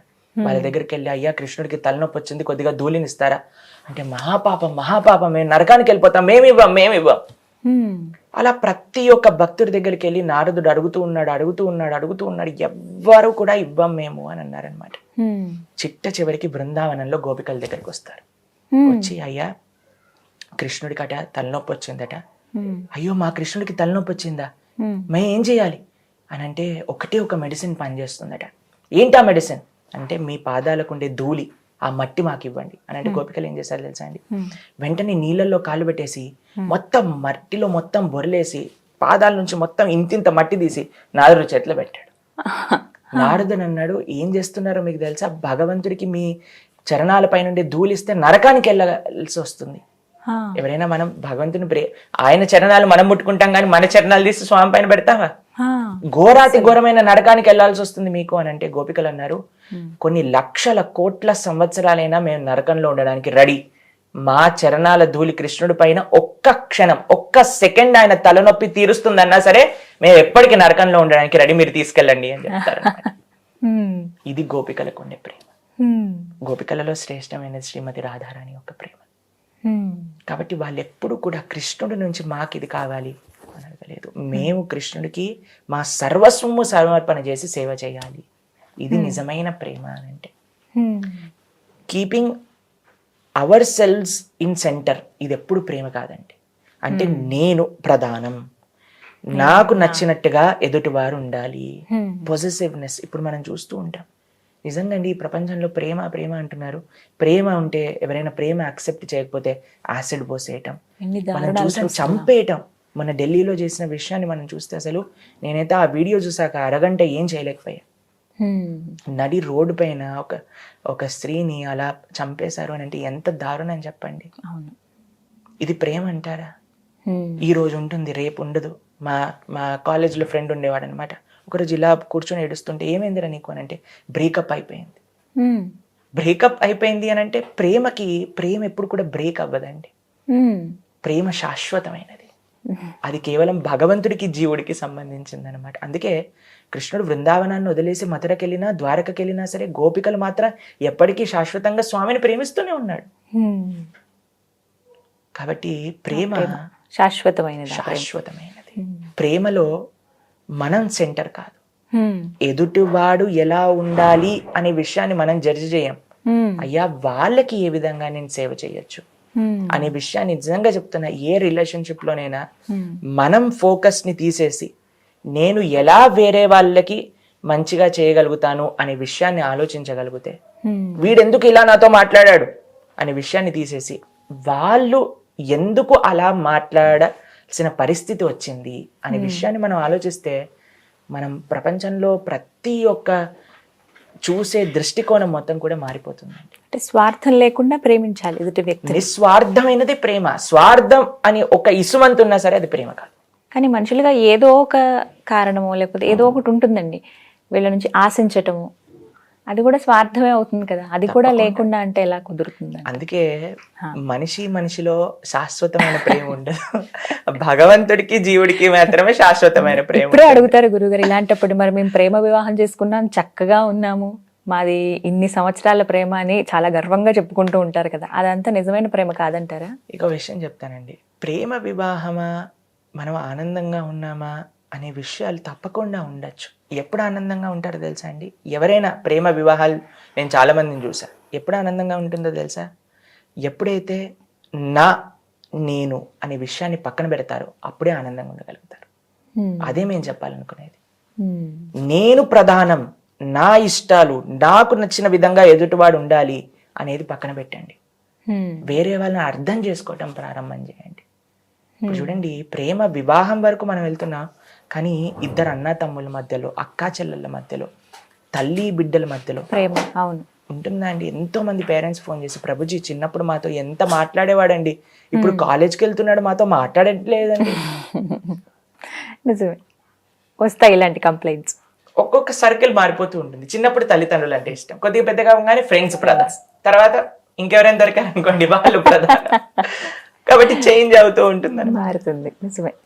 కానీ మన ప్రేమ ఎప్పుడు అది మన మనసులో నాటుకుపోతుందో తెలుసా అండి? ఎదుటివాడు ఏ భావనతో మన దగ్గర ఉన్నారు, వేరే వాళ్ళ యొక్క మనస్తత్వాన్ని మనం అర్థం చేసుకోవటం ప్రారంభం చేసినప్పుడు, అయ్యో ఒక రోజు ఎప్పుడు కూడా నన్ను ఇలా అన్నాడే, నాతోటి ఇలా ఉన్నాడే, ఈ రోజు అలా అన్నాడే కాకుండా వాళ్ళ జీవితంలో ఏమవుతుంది అనే విషయాన్ని ఒకసారి మనం ఆలోచించగలిగితే, అయ్యో వాళ్ళకేం కష్టం వచ్చిన రోజు ఇలా అన్నారే. కొంతమంది అంటూ ఉంటారు మాకు, ప్రభుజీ చాలా మంచివాడు ప్రభుజీ, ఈ రోజు నా పైన అడిచేశాడు అంటే ఎందుకు అడిచాడో కనుక్కో, ఏమైంది ఆయన జీవితంలో కనుక్కో. నీ పైన అడిచాడు అనే బాధపడకు, పాపం ఆయన జీవితంలో నువ్వెలా హెల్ప్ చేయాలో అడుగు. ప్రేమ అంటే ఇదండి. కాబట్టి అదే, love means service, love means sacrifice. ఎక్కడ ఈ రెండు ప్రిన్సిపల్స్ మనం అప్లై చేయగలిగితే దట్ విల్ బి సక్సెస్ఫుల్. అది కేవలం భార్యాభర్తల్లో కాదండి, మన అన్నదమ్ములలో, అక్కా చెల్లెళ్ళలో, తల్లి బిడ్డలలో, ఎక్కడైనా సరే దిస్ ఇస్ ద ఫార్ములా. అంటే నిజమైన ప్రేమ త్యాగాన్ని కోరుకుంటుంది. సేవ, త్యాగం. మీరు చెప్పండి, సాక్రిఫైస్ చెయ్యాలా వద్దా? చేయాలి. చేసినప్పుడే ఇప్పుడు అన్ని నాకు కావాల్సినట్టే అవుతుంది అంటే ఎలా జరుగుతుంది కదా. ఒకసారి మనం అడ్జస్ట్ అవుతాం, ఒకసారి వాళ్ళు అడ్జస్ట్ అవుతారు, ఒకసారి పిల్లల కోసం తల్లిదండ్రులు అడ్జస్ట్ అవుతారు, తల్లిదండ్రుల కోసం పిల్లలు, భార్య కోసం భర్త, భర్త కోసం భార్య. త్యాగం ఉంటుంది ఖచ్చితంగా. ఇలా ఎన్నో నేర్చుకోవచ్చు. గురుగారు, రాధాష్టమి అని కూడా జరుపుతుంటారు కదా, కానీ చాలా తక్కువ మందికి తెలుసు. ఎందుకని అంటే ఎలా జరుపుతారు? ఇప్పుడు కృష్ణాష్టమి అంటే ఇందాక మీరు చెప్పినట్టుగా 2 రోజుల పండుగని చాలా ఘనంగా జరుపుకుంటూ ఉంటాము. రాధాష్టమి అసలు ఎప్పుడు వస్తుంది? ప్రత్యేకంగా ఒక తేదీ అంటూ ఉంటుందా, ఒక మాసం అంటూ ఉంటుందా, ఎలా? ఓకే, రాధాష్టమి తెలుగు వాళ్ళకి చాలా తెలియదు, కానీ ఉత్తర భారతదేశంలో రాధాష్టమి చాలా ముఖ్యమైన ఉత్సవం అన్నమాట. ఆహా, కృష్ణాష్టమి అయిన నెక్స్ట్ అష్టమి రాధాష్టమి. ఆహా, అయితే రాధాష్టమి మీరు బృందావనంలోకి వెళ్తే చాలా పెద్ద పండుగ అనమాట రాధా. అయితే రాధాష్టమి కూడా కృష్ణాష్టమిలా జరుపుకుంటారు. రాధారాణి రాధాకృష్ణుల యొక్క సేవ చేస్తారు, ఆవిడ కూడా చెప్పని భోగ సమర్పణ చేస్తారు. ఆవిడ కూడా అద్భుతమైన ఉత్సవాలు. ఎలా ప్రతి ఉత్సవం అంతే అండి, రామనవమి చేసుకున్నా, కృష్ణాష్టమి చేసుకున్నా, రాధాష్టమి చేసుకున్నా భగవంతుడిని ప్రేమగా అర్చన చేయడానికి ఒక మాధ్యమం అన్నమాట. అలా భగవంతుడు ఇప్పుడు చూడండి, మానవుడి యొక్క నైజం ఏంటో తెలుసా అండి, అన్ని నార్మల్ గా ఉన్నాయనుకోండి ఆయనకు పెద్దగా ఆకర్షితంగా అవ్వచ్చు. ఆషాఢం సెయిల్ అని పెట్టారనుకోండి పరిగెత్తుతూ వెళ్ళిపోతారనమాట. సెయిల్ ఉంది అమెజాన్ సెయిల్ అని పెట్టంగానే ఉన్నది సేమ్ ప్రోడక్టే అండి, కొద్దిగా ఈ రోజు ఇది ఉంది అనగానే వెంటనే భగవంతుడు కూడా ఓ వీళ్ళు సేల్ వెనకాల పడుతున్నారు కదా, సరే కృష్ణాష్టమి స్పెషల్ రోజు అనగానే అందరు గుడ్లకు పరిగెత్తుతాం. కార్తీక మాసం వెంటనే గుడ్లకు పరిగెత్తుతాం. స్వామి యొక్క ఆలోచన ఎప్పుడు ఏంటో తెలుసా అండి, ఎలా జీవుణ్ణి తన దగ్గరికి తీసుకొని రావాలి, అది ఆయన ఆలోచన. కాబట్టి ఇన్ని ఉత్సవాలు, ఇన్ని పండగలు, ఇన్ని వ్రతాలు ఇవన్నీ మనకి ఇచ్చిందనమాట. అన్నిటి యొక్క మెయిన్ పర్పస్ ఏంటి అని అంటే, మనం ఎంత భగవంతుడి దగ్గరికి వెళ్తున్నా, ఇది ఏ ఉత్సవం చేసినా ఏ వ్రతం చేసినా దానికి నిజమైన అర్థం. ఇంతమంది గోపికలు ఉండగా రాధారాణి వారికే ఎందుకు ఇంత ప్రత్యేక స్థానం దక్కింది? ఎందుకంటే రాధారాణి యొక్క ప్రేమ అటువంటిది. మూర్తీభవించిన కృష్ణ ప్రేమ రాధారాణి, కృష్ణ భక్తి స్వరూపం. భగవంతుడి పట్ల ప్రేమ అనేది ఎక్కడి నుంచైనా ప్రారంభం అవుతే అది రాధారాణి నుంచే ప్రారంభం అవుతుంది అనమాట. కాబట్టి వాళ్ళిద్దరి యొక్క శాశ్వతంగా రాధాకృష్ణులు ఇరువురిని ఆ యొక్క భక్తి, ఆ యొక్క ప్రేమ, ఆ యొక్క ఆస్వాదన రాధారాణి కృష్ణుడి పట్ల ఉంది. అక్కడి నుంచి ప్రతి జీవుడికి కూడా కృష్ణ ప్రేమ అనేది లభిస్తుంది అనమాట. కాబట్టి ఆవిన అన్నిటికీ కూడా మూలం, భక్తి ప్రేమకి మూలం శ్రీమతి రాధారాణి. ఆవిడకి అటువంటి ప్రేమ కృష్ణుడు అంటే. ఒక్క క్షణం కూడా కృష్ణ విరహాన్ని భరించలేదు శ్రీమతి రాధారాణి. ఒకసారి తుమ్మెదని మధు అంటారనమాట.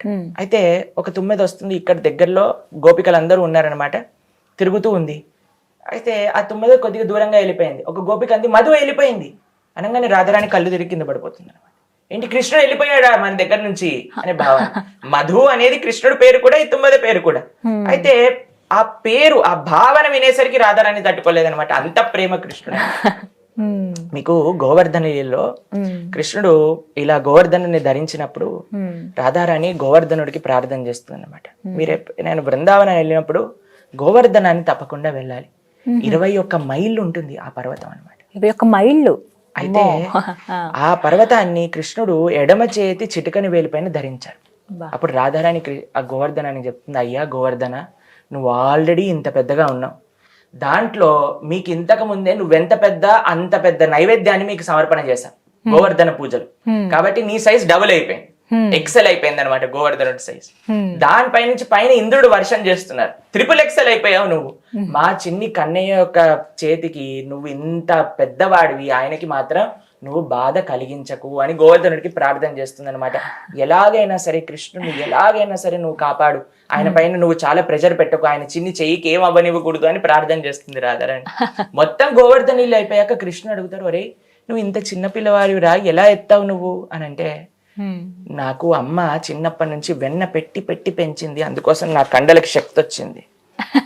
తర్వాత నా స్నేహితులందరూ కూడా లాఠీలు పట్టుకున్నారు కదా, అందుకోసం నేను గోవర్ధన ఎత్తగలిగా. తర్వాత చిట్టు చివరి అంటారు, రాధారాణి కృపచేత నేను గోవర్ధన ఎత్తగలిగా అని అంటారనమాట కృష్ణుడు. కృష్ణుడు ఎటువంటి భగవంతుడు అంటే అండి, నాన్ క్రెడిట్ స్టీలింగ్ పర్సన్. ఆయన వారి మీద ఉంచుకోరు ఏవి. ఆయన చేసింది అన్నిటికీ కూడా భక్తులు ఆయన వల్ల నేను చేశా అని పనిచేస్తా. ఇంత గోవర్ధన్ ఎత్తాక నేను చెప్పొచ్చు కదండి, ఎంత గొప్పవాడిని అనుకుంటున్నావు గోవర్ధన్ ఎత్తినా? కాదు, మా అమ్మ నాకు వెన్నబెట్టింది కాబట్టి నేను ఎత్తగలిగా, నా స్నేహితులు నాకు సహాయం చేశారు కాబట్టి ఎత్తగలిగా, రాధారాణి కృప చూపించింది కాబట్టి ఎత్తగలిగా అని చెప్తారనమాట. కాబట్టి ఈ ప్రపంచంలో ఎవరైనా సరే, అరే శబాషరా చాలా బాగా చేశావు, ఎందుకు ఈ తప్పు జరిగింది, వీడు చేస్తాడు ఏదైనా గొప్పతనం ఉందనుకోండి నేనే చేశా అంటారు. ఈ ప్రపంచంలో నైజం అదే. ఏదైనా ఇది ఎందుకురా తప్పు జరిగింది అంటే, ఇటువాడు నేను కాదండి, నేను మంచివాడిని, వీళ్ళు చేశారు. కానీ కృష్ణుడు ఏంటి తెలుసా అండి, ఏది మంచి ఉన్నా సరే నా భక్తుల యొక్క కృప చేత వాళ్ళే చేశారు. ఆ గుణం అందరూ నేర్చుకోవాలేమో స్వామి కదా. తప్పకుండా అదే మనం కృష్ణ తత్వం నుంచి నేర్చుకోవాల్సింది. వెంటనే మీరు అన్నట్టుగా ఏమైనా మంచి పని అయితే నేనే పూర్తిగా నాదే బాధ్యత, నేను ఇలా ఎంత కష్టపడానని చెప్తాం. తప్పు అనగానే మనల్ని మనం యాక్సెప్ట్ చేయటానికి, మన వల్లే జరిగింది అని చెప్పడానికి చాలాసేపు సందేహిస్తాం, ఆలోచిస్తాం, సిగ్గుపడతాం, చెప్పుకోలేం బయటికి. అది ఎలా మార్చుకోవాలంటారు ఆ గుణం? భగవంతుడి గురించి తెలుసుకోవటం. అయ్యా సాక్షాత్తుగా లోకేశ్వరుడే జగత్పతియే ఇటువంటి విషయాలు చేస్తుంటే మానవ మాత్రుని నేను ఎలా? అందుకే అండి శాస్త్రాన్ని ఎందుకు అధ్యయనం చేయాలి తెలుసా? మనకి చాలా విషయాలు తెలియకపోవచ్చు ఈ ప్రపంచంలో, కానీ కృష్ణుడు, రాముడు తన యొక్క జీవితం ద్వారా మనకి తెలియజేస్తున్నారనమాట. ఎలా ఉండాలి, ఎలా మాట్లాడాలి, ఎలా జీవనం చేయాలి అని నిస్సంకోచంగా ఎలా ఎత్తావు అనగానే చెప్పేశాడు నా భక్తుల వల్ల అని. కాబట్టి ఆయనకి సెకండ్ థాట్ లేదండి. కాబట్టి ఆయన చేసిందే ఆయన వేరే వాళ్ళకి పంచిపెడుతున్నారు. కాబట్టి వేరే వాళ్ళ సహాయం తీసుకొని మనం చేసినప్పుడు చెప్పటంలో ఏముందండి, వాళ్ళ వల్ల చేసామని. కాబట్టి ఇవన్నీ కూడా ఎంత మనం భగవంతుడి దగ్గరికి వెళ్తే అంత మనకి భగవంతుడి యొక్క గుణాలు కూడా రావటం ప్రారంభం జరుగుతుంది. అందుకే హరా అవభక్తస్య కుతో మహద్గుణ అని అంటారు భాగవతంలో. హరి యొక్క భక్తుడు కానప్పుడు ఎన్ని మంచి గుణాలు అన్నా సరే అది ఈ రోజో రేదో వెళ్ళిపోయేది. కానీ భగవంతుడి యొక్క భక్తులు ఉన్నారు. ఇప్పుడు చూడండి, మనం ఒక అయస్కాంతం దగ్గర ఒక ఇనుముని పెట్టినా సరే కొద్దిసేపటికి ఆ ఇనుము తీసుకొని వేరే ఇనుము దగ్గర పెట్టానుకో దానికి కూడా అయస్కాంత శక్తి వచ్చేస్తుంది. మీరు చూసారా, చిన్నప్పుడు మా టీచర్ ఎక్స్పెరిమెంట్ చేసి చూపించారు. ఎంత మనం భగవంతుడి దగ్గరకు ఉంటే అయస్కాంతం యొక్క శక్తి ఇనుముకి ఎలా వస్తుందో అలా భగవంతుడి యొక్క గుణాలన్నీ కూడా జీవుడికి కూడా పడతాయి అన్నమాట. అప్పుడు మనం భగవంతులు అయిపోయామని చెప్పి మనం అలా వెర్రవేగ. జీవుడు ఎప్పుడు కూడా భగవంతుడు అవ్వలేరు. జీవుడు ఎప్పుడు కూడా భగవంతుడి యొక్క సేవకుడు మాత్రమే. జీవేర స్వరూపహోయ్ కృష్ణేర నిత్య దాస్. మన స్వరూపమే భగవంతుడికి సేవ చేయటం. ఆయన యొక్క మంచి గుణాలన్నీ కూడా. ఇప్పుడు జీవుడికి భగవంతుడికి ఏం తేడా ఉందో చెప్తాను మీకు. 1 కేజీ బంగారం ఉందండి. ఆ కేజీ బంగారం నుంచి కొద్దిగా బంగారం తీసుకొని ఒక ఉంగరం చేశాం. ఇప్పుడు ఈ కేజీ బంగారానికి ఈ ఉంగరానికి డిఫరెన్స్ ఉందా? వాళ్ళిద్దరు సేమా? చెప్పండి, మీరేమంటారు? డిఫరెన్స్ ఉంటుంది. డిఫరెన్స్ ఉంటుంది. ఏ విధంగా డిఫరెన్స్ ఉంటుంది అని అంటే ఆ బంగారం ముద్ద పెద్దది, ఈ ఉంగరం చిన్నది సైజ్ ప్రకారం, కానీ తత్వం మాత్రం సేమే కదా. అలా భగవంతుడు సచ్చిదానందమే, జీవుడు ఆత్మ కూడా సచ్చిదానందమే, కానీ ఆయన పెద్ద, మనం చిన్న. కాబట్టి మనం భగవంతుడికి సేవ చేసుకోవాలి. అందుకే ఆచార్యులందరూ కూడా ఇదే విషయం చెప్పారు. గోపీభద్రు పదకమలయో దాస దాస దాస దాసాను దాస. భాగవతంలో మనం చూసాం అనుకోండి, ఎవ్వరు ఏ భక్తుడైనా సరే, కుంతి, భీష్మ, ధ్రువ, ప్రహ్లాద, పృథు, వృత్రాసురుడు అనే ఒక రాక్షసుడు అండి, ఆయన కూడా ఏమడిగారు తెలుసా? దాసానుదాసో తవ పాదైక మూలం. నీ యొక్క పాదాలకు దాసుడి యొక్క దాసుడిని అవ్వాలి అని ప్రార్థన చేస్తారు. కాబట్టి జీవుడి యొక్క స్వరూపమే భగవంతుడికి సేవ చేయటం. భగవంతుడి యొక్క సాంగత్యంలో భగవంతుడి యొక్క మంచి గుణాలన్నీ కూడా వస్తూ ఉంటాయి. ఈ ప్రపంచంలో చూడండి, ఎవరి దగ్గర కూడా అన్ని మంచి గుణాలు ఉన్నాయి అని చెప్పలేం. మాతో చెప్తుంటారు, ప్రభుజీ చాలా మంచివాడు ప్రభుజీ, కొద్ది కోపం ఎక్కువ ప్రభుజీ. ప్రభుజీ ఈయన కోపం అస్సలు రాదు, కొద్దిగా పిసినారి ప్రభుజీ. ఎవరి నుంచి చెప్పినా సరే మనకి ఇలా చెప్తూ ఉంటారు కదండి, ఏదో ఒక లోపం ఉంటుంది. కానీ భగవంతుడు ఏ లోపం లేనివాడు. ఎవరైనా ఈ ప్రపంచంలో ఉంటే అది భగవంతుడు మాత్రమే. అయితే ఆయన సేవ చేయటం ద్వారా, ఆయన దగ్గరకు ఉండటం ద్వారా ఆయన యొక్క గుణాలన్నీ కూడా మొత్తం రావు, ఇసుమంత వచ్చినా సరే మనం ధరించిపోతాం. కానీ చాలా మందిలో చూస్తూ ఉంటాం కదా, ఇప్పుడు ఉన్నటువంటి ఈ స్ట్రెస్ఫుల్ లైఫ్ ఏమో తెలియదు కానీ చిన్న చిన్న వాటికి కోపం వచ్చేస్తూ ఉంటుంది. తర్వాత అనిపిస్తుంది దీనికి అంత మనం కోప్పడాల్సిన అవసరం ఉండేది కాదేమో, అనవసరంగా తొందరపడ్డామేమో, వాళ్ళు అనవసరంగా 2 మాటలు అన్నామేమో అని అనిపిస్తూ ఉంటుంది. కోపాన్ని కంట్రోల్ చేసుకోవడం ఎలా? అసలు కృష్ణుడు ఏం చెప్తున్నారు కోపం గురించి? ఆయన వర్ణన కృష్ణుడు ఏం చెప్తారో తెలుసా అండి భగవద్గీతలో? కామ ఏష క్రోధ ఏష రజోగుణ సముద్భవ మహాసనో మహాపాప్మ మిత్యే హైహ వైరినాం అని చెప్తారు. కామ క్రోధాలే ఈ ప్రపంచంలో ఉండే మనకి నిజమైన శత్రువులు. ఇంకా ఏ శత్రువు లేడండి జీవుడికి. మనకుండే కామం, మనకుండే క్రోధం. క్రోధము, anger is 1 letter less than danger అని అంటారు. ANGER, D పెడితే డేంజర్ అయిపోతుంది. ఎవరికి డేంజర్ తెలుసా అండి? మనకే డేంజర్. మనం కోపం పడటం వల్ల ఎదుటివాడికి మనం ఏదో నిరూపించుకున్నామని మనం అనుకోవచ్చు, కానీ ఆ కోపం మనల్ని దహించేస్తుంది. ఇప్పుడు చూడండి, కోపము మనకు అంత కోప్పడ్డాక కూడా చాలా మంది చెప్తుంటారు, ప్రభుజీ అనవసరంగా కోప్పడ్డాను ప్రభుజీ, హా. ఒక్క క్షణం ఆగుంటే సరిపోతుంది ప్రభుజీ. మనం కోపం వచ్చిన మరుక్షణం మనం ఏం చేయాలి తెలుసా అండి, ఒక్క నిమిషం ఓపిక పట్టాలి, ఒక్క స్టెప్ బ్యాక్ వేసుకోవాలి. నేను ఇప్పుడు ఏం మాట్లాడబోతున్నా, కోపం వచ్చినప్పుడు సైన్స్ ఎలా వర్క్ చేస్తుందో తెలుసా అండి. కోపం రాగానే మన బ్రెయిన్ చెప్తుంది, ఇది ఇది ఇది ఇది మొత్తం అనేసేయి, వాడి దీనికి తగిన అర్హుడు అనేసేయి అని అంటుంది. నువ్వు చెప్పేది ఇప్పుడు నువ్వు మాట్లాడేది అంతా కూడా కరెక్టే, అనేసేయి, ఎన్ని తిట్టాలో తిట్టేసేవాడు, ఆ రోజు చేశాడు, ఆ సంవత్సరం, ఆ మాసం, ఆ నెల, ఆ డేట్ రోజు, ఆ టైంలో నువ్వు అలా అన్నావు నన్ను అని అలా అనిపిస్తుంది. కానీ అనేసాం అనుకోండి, ఆ రిలేషన్షిప్ దాంతో అంతే. వారికి మనకి తేడా ఏముంటుంది?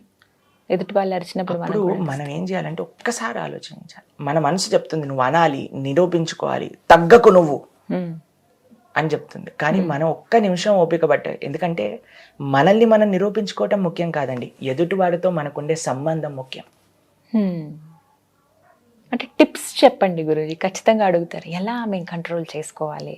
ఓకే, ఫస్ట్ విషయం ఏంటి అని అంటే, కోపం రాగానే మనం మనల్ని మనసు మన మైండ్ ప్రేరణ చేస్తుంది, నువ్వు ఈ విధంగా చెయ్యి అని. ఫస్ట్ విషయం ఏంటి అని అంటే, ఒక్క నిమిషం ఆలోచించి విచక్షణతో ఇప్పుడు నేనేం మాట్లాడా అనే సంకల్పం తీసుకోవాలి. కొద్దిసేపు వెయిట్ చేయాలి. కొంతమంది చెప్తారు 1 2 3 4 5 6 అలా కౌంట్ చేయమని చెప్తారు. లేదా మీరు హరే కృష్ణ హరే కృష్ణ కృష్ణ కృష్ణ హరే హరే హరే రామ రామ రామ హరే హరే అనుకోండి, చాలాసార్లు కోపం అందులోనే పోతుంది ఈ మంత్రం అయిపోయే లోపల. రెండో విషయం చెప్తాను. ఇప్పుడు చూడండి, మనకి ఎంత ముఖ్యమైన వస్తువు అని తెలిసినప్పుడు చాలా జాగ్రత్తగా ఉంటాం. ఇప్పుడు చూడండి, మా ఇంట్లో ఒక గ్లాస్ వాజ్ ఉందన్నమాట. మా అమ్మగారు ఇలా కూర్చున్నారు అనుకోండి, ఎవరైనా అటువైపు నుంచి వెళ్తున్నారు అనుకోండి, ఏ జాగ్రత్త, తగులుతుందేమో, తగిలితే కింద పడిపోతుంది, పగిలిపోతుంది. ఎందుకంటే దాని ముఖ్యత్వం, దాని విలువ తెలుసు కదండి. మనకి ఎదుటివాడితో మనకు ఉండే సంబంధం, ఎదుటివాడు మనసు యొక్క విలువ తెలిసినప్పుడు మనం మాటలు అనకుండా ఒక్క నిమిషం ఆలోచిస్తాం, జాగ్రత్త, పగిలిపోతే మనం జోడించగలుగుతామండి? సాధ్యం కాదు. కాబట్టి అదే చెప్పేది ఏంటి అని అంటే, మన ఈగో, మన అహంకారం ముఖ్యం కాదు, మనకుండే సంబంధం ముఖ్యం. వేరే వాడి మనసు నొప్పించకపోవటం అనేది మనం ముఖ్యం. ఇవన్నీ విన్నా సరే ఆ క్షణానికి కోపం వచ్చి తీరుతుంది ప్రభుజీ అని అంటారు. నిజమేనండి. దానికి ఏంటో తెలుసా అండి, ఒక ఆధ్యాత్మిక సాధన అనేది మనకు కావాలి. ఎలా చేయాలి? ఒక స్పిరిచువల్ ప్రాక్టీస్. ఈ కలియుగంలో కృతేయ ధ్యాయతో విష్ణుం త్రేతాయాం యజతోమకై ద్వాపరే పరిచర్యాయాం కలో తత్ హరికీర్తనం. మంత్ర మెడిటేషన్ అనే ఒక టెక్నిక్ ఉందన్నమాట. ఏంటి అంటే, ప్రొద్దున పూట మేమందరం చేస్తాం, భగవంతుడి యొక్క నామాన్ని జపం చేస్తూ ధ్యానం చేయటం అనమాట. హరే కృష్ణ కృష్ణ కృష్ణ హరే హరే హరే రామ రామ రామ హరే హరే ఇది షోడశాక్షర నామ్నాం కలి కల్మషనాశనం నాతర పరతరోపాయ సర్వవేదేషు దృశ్యతి అని చెప్తారనమాట. కలియుగంలో ఉండే కల్మషాలన్నింటినీ తీసేస్తుంది నామజపం. అందుకే మీరు చూడండి, చాలా మంది చెప్తారు, ప్రభుజీ కృష్ణ భక్తులు ప్రశాంతంగా ఎలా ఉంటారు ప్రభుజీ? మీరు ఏ సాధన చేస్తున్న వాళ్ళైనా, ఆధ్యాత్మికంగా రిలేటెడ్ ఉన్న వాళ్ళైనా ప్రశాంతంగా ఉంటారు అని అనిపిస్తుంది. చాలా మంది చెప్తారు, ప్రభుజీ భక్తుల్ని చూస్తే వాళ్ళు ఏదో లోకం నుంచి దిగొచ్చినట్టు ఉన్నారు ప్రభుజీ, ఈ మనుషుల్లా లేరు ప్రభుజీ అని అంటుంటారు. ఎందుకంటే వాళ్ళు చేసే సాధన,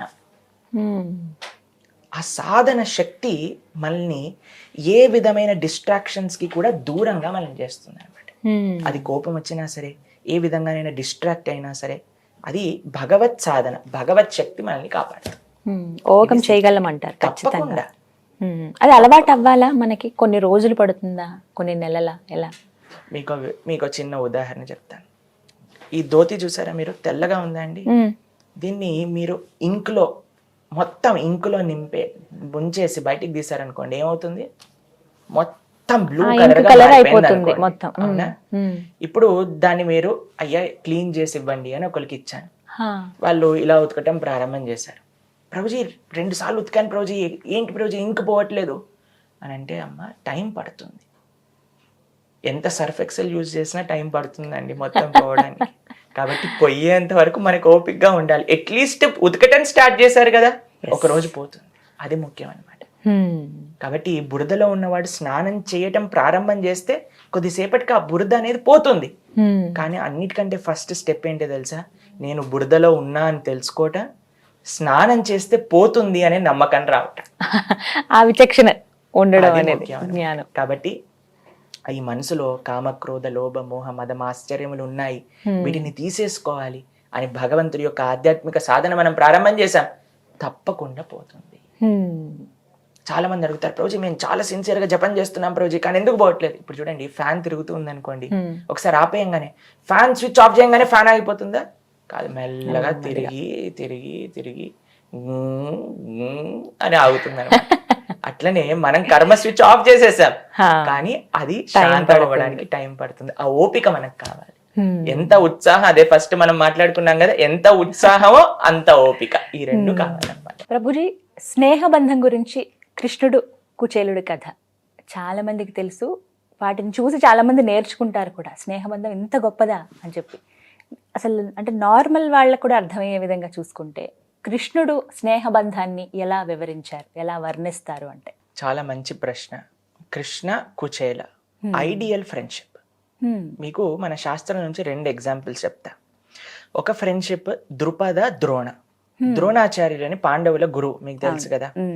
వాళ్ళిద్దరూ కూడా ఒక టీచర్ దగ్గర చదువుకున్నారనమాట, ఒక గురుకులంలో చదువుకున్నారు.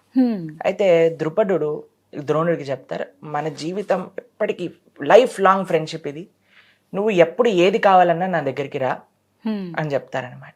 సరే, ద్రోణ చాలా పేదవాడనమాట. అయితే ఒకసారి ద్రోణి యొక్క భార్య అడుగుతుంది, అయ్యో పిల్లవాళ్ళకి తినడానికి కూడా ఏం లేదు, ఒకసారి మీరు వెళ్ళి, ద్రుపదుడు అంత పెద్ద మహారాజు కదా, ఒకసారి వెళ్ళి అడుగు అని అంటాడు. సరే అని ద్రోణుడు వెళ్తాడు అడగడానికి ద్రుపదుడి దగ్గర. ద్రుపదుడు అంటాడు, నువ్వు నా ఫ్రెండా? నిన్ను ఎక్కడ చూసాను నేను అని అంటే, మన ఇద్దరం కలిసి చదువుకున్నాం కదా అని అంటే, ఫ్రెండ్షిప్ ఎప్పుడైనా ఒకటే స్థాయి వాళ్ళ మధ్యలో ఉంటుంది. నువ్వెక్కడా నేనెక్కడా, నాకు నీకు ఫ్రెండ్షిప్ ఏంటి అని పంపించేస్తాడనమాట. ద్రోణుడికి చాలా బాధేస్తుంది ఈ విషయాన్ని ఎప్పుడైతే వింటాడు. ఇది ఒక ఫ్రెండ్షిప్ స్టోరీ మనం వినేది. రెండవ ఫ్రెండ్షిప్ స్టోరీ కుచేలుడిది, ఇంకా మన కృష్ణుడు. వాళ్ళిద్దరు కూడా ఒక గురుకులానికి వెళ్ళి చదువుకున్నారనమాట. చదువుకున్నాక ఈయన ద్వారకకి వెళ్ళారు. ఆయన చాలా పేదరికం, ఎంత పేదరికము అని అంటే అసలు ఆయన బక్కగా అయిపోయారనమాట. ధోతికి 100 నాట్స్ ఉండేవి, చిన్న చిన్న నాట్స్ వేసుకొని ఆయన యొక్క ధోతిని వేసుకునేవాడు అనమాట. మొత్తం చినిగిపోయిందా ఉండేవన్నమాట. అయితే కుచేలు యొక్క భార్య ఉంటుంది. ఇప్పుడు చూడండి, ఈ మొత్తం స్టోరీలో ఎవ్వరి యొక్క స్వార్థం కోసం వాళ్ళు మాట్లాడట్లేదు. కుచేలు యొక్క భార్య అంటుంది, అయ్యా మీరు ఇలా అయిపోయారు, ఇంత బక్కగా ఉన్నారు, ఇంత ఆరోగ్యం బాగుండట్లేదు, మీరు వెళ్ళి కృష్ణుడిని అడగండి, అంత ద్వారక అధిపతి కదా, మీకు ఏదైనా సహాయం చేస్తాడు, తప్పకుండా కృష్ణుడు సహాయం చేస్తాడు అని చెప్పి పంపిస్తాను. కానీ కుచేలుడు అనుకుంటాడు, నేను కృష్ణుడిని ఏం అడగను, నేను నా చిన్నప్పటి స్నేహితుడిని చూడ్డానికి మాత్రమే నేను వెళ్తా, కానీ ఆయన నేను ఒక్క విషయం కూడా అడగను అని కుచేల మనసులో నిశ్చయం చేసుకొని ద్వారకా నగరానికి వెళ్తారనమాట. ద్వారకకి వెళ్ళాక ఆ ద్వార పాలకులు ఉంటారు ద్వారకలో, వాళ్ళు ఆపేస్తారు కుచేలు, ఏం కావాలి నీకు అని అడుగుతారనమాట. ద్వారకా నగరం ఎంత వైభవం అంటే అక్కడ ఉండే గేట్ కీపర్స్ ని కానీ మనం ఏదన్నా అడిగినా వాళ్ళే మనకు కావాల్సింది అన్ని కూడా ఇచ్చేయగలుగుతారు. సుధామ కుచేలుడు అక్కడికి వెళ్ళి నాకింత ధనం కావాలి అని అంటే కృష్ణుడి దగ్గరికి వెళ్ళాల్సిన అవసరం లేదు, వాళ్ళు ఇచ్చేయగలుగుతారు. ఆయనకి ఎంత ధనం కావాలంటే అంత ధనం ఇవ్వచ్చు. అయినా అసలు ఆయన ఏమడుగుతారు తెలుసా, నేను కృష్ణుడిని చూడాలనుకుంటున్నా. మనమండి జీవితంలో ఏది కోరుకుంటే మనకు అది లభ్యమవుతుంది. భగవంతుడి దగ్గరికి వెళ్ళి మీరు ఏదైనా భౌతిక విషయాలు అడిగారు అనుకోండి, అది కూడా తీరిపోతాయి. కానీ భౌతిక విషయం పట్టుకొని భగవంతుడిని మనం వదిలేస్తాం అనమాట. మనకి ఎప్పటికి కూడా ఆ ఛాన్స్ ఉందండి, మనకి భగవంతుడు కావాలా, భౌతిక విషయాలు కావాలా. కాబట్టి అక్కడ అంత పేదరికంలో అంత కష్టంలో ఉన్న కుచేలుడు కూడా నాకేమొద్దండి, నన్ను కృష్ణుడిని కలవాలి, ఆ విధంగా నన్ను అనుగ్రహించండి అని అన్నారు. అయితే వీళ్ళు వెళ్ళి కృష్ణుడికి చెప్పారనమాట, నీ స్నేహితుడట ఎవరో కుచేలుడు వచ్చాడు అనగానే ఆ గొప్ప అద్భుతమైన ఆ భవనంలో బంగారం, వెండి, రత్నములు, వైడూర్యములు, మాణిక్యములతో పొడిగిన ఆ బంగారంలో ఇంతమంది రాణులు సేవ చేస్తూ ఉండగా కృష్ణుడు పరిగెత్తుకుంటూ వస్తాడు కుచేలుడిని కలవడానికి అనమాట. రాగానే వచ్చి గట్టిగా కౌగిలించుకుంటారనమాట. ఓ నా ఎన్ని రోజులైంది నిన్ను చూసి. సాదరంగా తీసుకెళ్లి కూర్చోబెట్టి ఆసనం పైన ఆయన పాదాలను ప్రక్షాళన చేస్తారు కృష్ణుడు. రుక్మిణీదేవి పక్క నుంచి చామరం వీస్తూ ఉంటుందన్నమాట కుచేలుడికి. మీరు ఎప్పుడైనా ఆ ఫోటో చూసారనుకోండి, మీరు టైప్ చేయండి ఇంటర్నెట్లో కృష్ణ సుధామ, కృష్ణుడి యొక్క కళ్ళల్లో నుంచి నీళ్లు కారుతూ ఉంటాయన్నమాట. ఎప్పుడైతే తన స్నేహితుడిని చూస్తూ ఉంటాడో, స్నేహితుడి యొక్క సేవ చేస్తూ ఉంటాడో, తర్వాత కాళ్ళు గడి ప్రక్షాళన చేసుకొని కూర్చొని ఎంత ప్రేమగా మాట్లాడతారు అంటే, కృష్ణుడి స్థాయి చూడండి, నువ్వేంటి నేనేంటి అనే విషయాలు కృష్ణుడి యొక్క ఫ్రెండ్షిప్లో ఉండదు. అది మనం నేర్చుకోవాల్సింది. నాకు ఇలాంటి వాళ్ళు, నా స్థాయి వాళ్ళు, నా వాళ్ళు అనేది కృష్ణుడు ఎప్పటికీ కూడా ఆయనకి ఆ భావనే ఉండదు. ఇది నిజమైన ఫ్రెండ్షిప్ అంటే. అయితే కూర్చోబెడతారు, ప్రేమగా మాట్లాడుతూ ఉంటారనమాట. మాట్లాడుతూ ఉంటే ఎంతసేపు అయినా సరే, ఎందుకు వాళ్ళ భార్య పంపించిందండి కృష్ణుడి దగ్గర నుంచి, అడుగు డబ్బులు అని అడిగింది కదా. ఈయన ఏం మాట్లాడట్లేదు. కృష్ణ నువ్వు ఎలా ఉన్నావు, నువ్వు బాగున్నావా, ఎన్ని రోజులైంది నిన్ను చూసి, ఎలా ఆడుకున్నాం మనం, ఎలా చక్కగా గురువు సేవ చేసాం, అన్ని విషయాలన్నీ మాట్లాడుతున్నారు. కానీ వచ్చిన బిజినెస్ ఏంటండి? మనం వెళ్తాం, 10 రూపాయలు అర్చన టికెట్ తీసుకుంటాం, అక్కడికి ఇస్తాం, మొత్తం నాకు ఈ కోరిక ఆ కోరిక ఈ కోరిక అన్ని అడిగేసి, అయ్యా అన్ని తీర్చేసే, నెక్స్ట్ టైం నీకు కొబ్బరికాయ కొడతా, 1 కోటి రూపాయలు ఇస్తే మనం ఒక దేవుడికి కొబ్బరికాయ కొడతాం అని భగవంతుడికి నిర్మోహమాటంగా చెప్పేసుకొని మనం వచ్చేస్తాం. ఇంతసేపు అయింది ఆయన ఏం మాట్లాడట్లేదు. అయితే కృష్ణుడు అన్నాడు, కుచేల నువ్వు ఒంటరి చేతులతో నాకు రావు, ఏదో ఒకటి తెచ్చుంటావు, ఏం తెచ్చావు చూపి. కృష్ణుడికి కూడా అంత నమ్మకం అండి భక్తుల పైన. కృష్ణుడి యొక్క స్నేహము, భక్తులకి కృష్ణుడి పట్ల ఉండే ప్రేమ ఏంటో తెలుసా అండి? వాళ్ళు కృష్ణుడి నుంచి ఎన్నటికీ ఏమీ అడగరు, కానీ ఆయన కోసం తీసుకెళ్తారు. అంత పేదరికంలో కూడా ఆయన అటుకులు పట్టుకొని వెళ్ళారనమాట. ఇష్టమైన ఆయన ధోతిలో అటుకులు చుట్టేసుకొని, పాపం ఇయ్యడానికి సిగ్గు అనమాట. అయ్యో ఇంత ద్వారకలో ఉంటున్నాడు, ఇంత అద్భుతమైన ఐశ్వర్యం ఉంది, నేను నా అటుకులు తింటాడో లేదో అని ఆయన బాధపడుతున్నాడు. కానీ కృష్ణుడు మాత్రం లాగేసుకొని అటుకులు తింటే ఏమంటాడో తెలుసా అండి కృష్ణుడు? ఈ అటుకుల యొక్క రుచి ఎలా ఉంది అని అంటే, ఇంతవరకు నా జీవితంలో దీనికంటే రుచికరమైనది నేను ఇప్పటి వరకు తినలేదు అని చెప్తాడు కృష్ణుడు. ఇది కృష్ణుడి యొక్క ప్రేమ. ప్రేమ నిజంగానే. తింటున్నాడు, ఒక పిడికడు తినేస్తాడు, ఇంకో పిడికడు తీసేసి 3వ పిడికడు తీసుకుంటూ ఉంటాడు. అప్పుడు రుక్మిణీదేవి ఆపేస్తుంది అనమాట. అయ్యా నువ్వు తీసుకుంటున్నావు, ఏమేమి ఇస్తున్నావో మాకు అర్థమైపోయింది, ఇంకా ఇస్తే ఏమనుకుంటున్నావు, మొత్తం మనందరం కూడా వాళ్ళ ఇంటికి వెళ్ళిపో. రుక్మిణీదేవికి బాధ కాదండి, ఎందుకంటే భక్తుడు ఎప్పుడు కూడా భగవంతుడి సేవ చేసుకోవాలనుకుంటారు, భగవంతుడు ఎప్పుడు కూడా తన భక్తులు సేవ చేసుకుంటూ ఉంటారు అనమాట. ఆయనకు ఐశ్వర్యం నిజంగా, సుధావుడి ఇంటికి వెళ్ళి కుచేలుడి ఇంటికి వెళ్ళి ఆయన సేవ చేసుకోవాలంటే ఆయనకు నిజమైన ఆనందం అనమాట అక్కడ కృష్ణుడికి. కానీ రుక్మిణీదేవి అనుకుంది ఏంటంటే, అయ్యో ఈయన అటుకులు ఇలా తినేస్తున్నాడు, కడుపులో నొప్పేస్తుంది మా కన్నయ్యకి అని రుక్మిణీదేవి ఆపేసింది అనమాట. ఇక్కడ చూడండి, కుచేలు యొక్క భార్య అడిగినప్పుడు కానీ, కుచేలుడు ద్వారకకు వచ్చినప్పుడు కానీ, కృష్ణుడు కుచేలుడికి సేవ చేసినప్పుడు కానీ రుక్మిణీదేవి కృష్ణుడిని ఆపినది. ఎక్కడ కూడా స్వార్థం లేదు, ఎవరికి వాళ్ళు చూసుకోలేదు. నిస్వార్థం ఎక్కడైతే ఉంటుందో అదే ప్రేమ, అదే స్నేహం, ఇదే కృష్ణతత్వం. ప్రభుజీ, కృష్ణుడు భగవానుడు కదా, మరి వారి స్నేహితుడు అంత పేదరికంలో ఉన్నాడని తనకి తెలియలేదా? వచ్చే వరకు చూసే వరకు అని అన్న వాళ్ళకి ఏం చెప్తారు సమాధానం? కృష్ణుడికి అన్నీ తెలుసు. మీకు ఒక విషయం చెప్తానండి, మనం ఎలా ఉన్నాము అనేది కృష్ణ భక్తులకి సంబంధం లేదు. కృష్ణ భక్తుల యొక్క నిజమైన ఐశ్వర్యం ఏంటి అని అంటే, ఎంతగా కృష్ణుడిని గుర్తు పెట్టుకుంటున్నామో అది నిజమైన ధనం కృష్ణ భక్తులకి. మనకు అనిపించవచ్చు, అయ్యో వీళ్ళు పేదరికంలో ఉన్నారు, వీళ్ళకి ఆరోగ్యం బాగాలేదు, వీళ్ళు బాధపడుతున్నారు అని. కానీ కృష్ణ భక్తులకి ఇది నిజమైన బాధ కాదు. యద్దినం దుర్దినం మన్యే కథా పీయూష వర్జితం. ఏ రోజైతే కృష్ణుడి యొక్క స్మరణలు రాదో అది నిజమైన కష్టం భక్తులకు అనమాట. గోపికలందరికీ బాధ ఏంటో తెలుసా అండి? సకల ఐశ్వర్యములు వాళ్ళ దగ్గర ఉన్నా సరే ఒకటే బాధ. ఎందుకంటే ప్రతిరోజు ఈయన అరణ్యంలోకి వెళ్తాడు ఆవుల వెనకాల. ఈ ఆవులకి ఏమో బుద్ధి లేదు, అవి ఎటో అటు రప్పలపైకి వెళ్తాయి, రాళ్లపైకి వెళ్తాయి, కొండలపైకి వెళ్తాయి. మా కృష్ణుడికి ఏదైనా ముళ్ళు గుచ్చుకుంటుందేమో, ఎక్కడైనా రాయి గుచ్చుకుంటుందేమో, అయ్యో ఎందుకయ్యా ఇంత కష్టపడుతున్నావు, చక్కగా బృందావనంలో ఉండొచ్చు కదా, మేము మీకు సేవ చేసి పెడతాం కదా. ఇది బాధ. భక్తుల హృదయంలో ఉండే బాధ ఏంటి తెలుసా అండి? ఎక్స్టర్నల్ పరిస్థితులు కాదు. పేదరికం ఎంత, నాకేమైపోయింది, నేనెంత బాధపడుతున్నా, ఈ బాధ భక్తుడికి ఎప్పుడు కూడా దాన్ని డిస్టర్బ్ చేయలేదు. ఒకటే ఒక బాధ, నేను కృష్ణుడికి సేవ చేయలేకపోతున్నానే. భక్తి అనేది ఒక ట్రాన్సెండెంటల్ సైన్స్ అండి, చాలా డీప్ తత్వం. అందుకే దాన్ని అర్థం చేసుకోవడానికి మనం శాస్త్రాధ్యయనం చేయాలి. చాలాసార్లు మనకి భక్తి యొక్క నిజమైన తత్వం చెప్పడం అనేది, చాలాసార్లు ఏం చెప్తారు, మీరు ఇది చేయండి మీకు ఈ కోరిక నెరవేరుతుంది, అది చేయండి అలా చేయండి. భగవంతుడు ఏమన్నా ఏటీఎం అండి? మనం కార్డు పెట్టంగానే డబ్బులు బయటికి తీసుకెళ్ళడానికి. ఆయన మషీన్ కాదు. He is not our servant, we are Krishna servant. మనం కృష్ణుడు యొక్క సేవకుడు, కృష్ణుడు మన సేవకుడు కాదు. కాబట్టి ఎప్పుడైతే బృందావనంలో ఆ గోవర్ధనాన్ని ఎత్తారో అందరికీ ఒకటే ఒక బాధ ఏంటో తెలుసా, కృష్ణుడు నా కోసం కష్టపడుతున్నాడు. మనం ఏమనుకుంటా, నువ్వు ఇంకా ఈ కోరిక అయిపోయి ఈ కోరిక, ఈ పని కూడా చేసి పెట్టు, ఆ పని కూడా చేసి పెట్టు, ఈ పని కూడా చేసి పెట్టు అని మనం హ్యాపీగా భగవంతుడు చెప్తాం. కానీ భక్తులు ఏమంటారో తెలుసా, అయ్యా నువ్వు జాగ్రత్తగా ఉండాలి, మా కోసం నువ్వు కష్టపడకు. ఇది ఒక ప్యారలల్ వరల్డ్ అన్నమాట. ఇది ప్రేమ సామ్రాజ్యం, పరస్పరం ప్రేమ భక్తి అంటే ప్రేమ. ఇది నేర్పించేదే భాగవతం, ఇది నేర్పించేదే రామాయణం, ఇది నేర్పించేదే కృష్ణతత్వం. ఎక్కడ ఎవరితోటైనా కృష్ణుని సంబంధం చూసుకోండి, యశోద నందులతో, గోపాల బాలుతో, ఆవులతో, దూడలతో, చెట్లతో, గోపికలతో, స్నేహితులతో, గురువులతో ప్రేమ ప్రేమ ప్రేమ.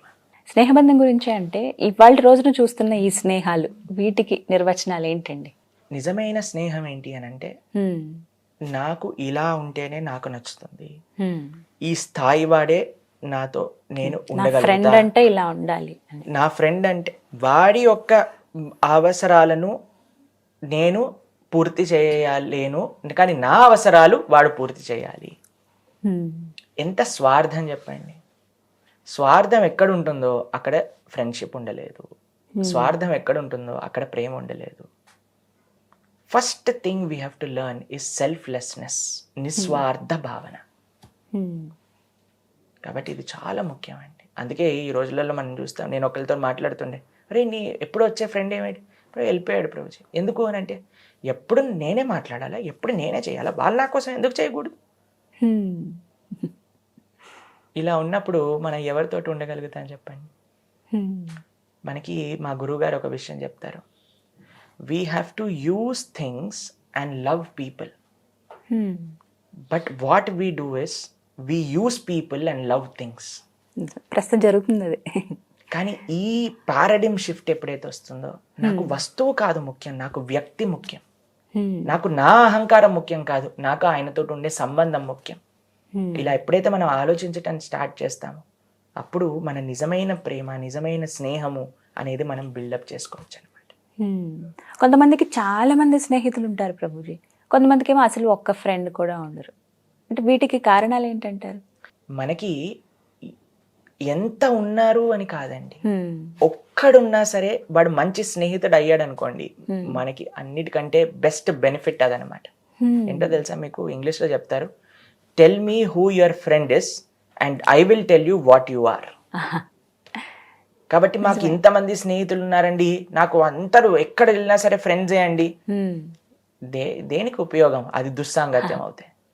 కానీ ఒక్క స్నేహితుడు మనల్ని మంచి మార్గంలో పెట్టగలిగే స్నేహితుడు ఒక్కడున్నా మన జీవితంలో, అది గొప్ప ఐశ్వర్యం మనకి. కృష్ణుడిని ఫ్రెండ్గా మనం స్వీకరించవచ్చా, అంగీకరించవచ్చా? ఆయన మనల్ని ఫ్రెండ్గా అంగీకరిస్తారా? అసలు మీకు ఒక విషయం చెప్తాను, మనం అంగీకరించినా అంగీకరించకపోయినా Krishna is our best friend, eternal best friend. ప్రతి ఒక్కళ్ళకి కూడా ఒక కాన్షియస్నెస్, మనకు చాలా మంది చెప్తారు కదండి.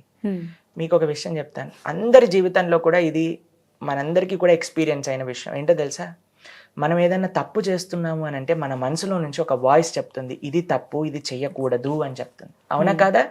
అదే పరమాత్మ మనకి చెప్తున్నాడు.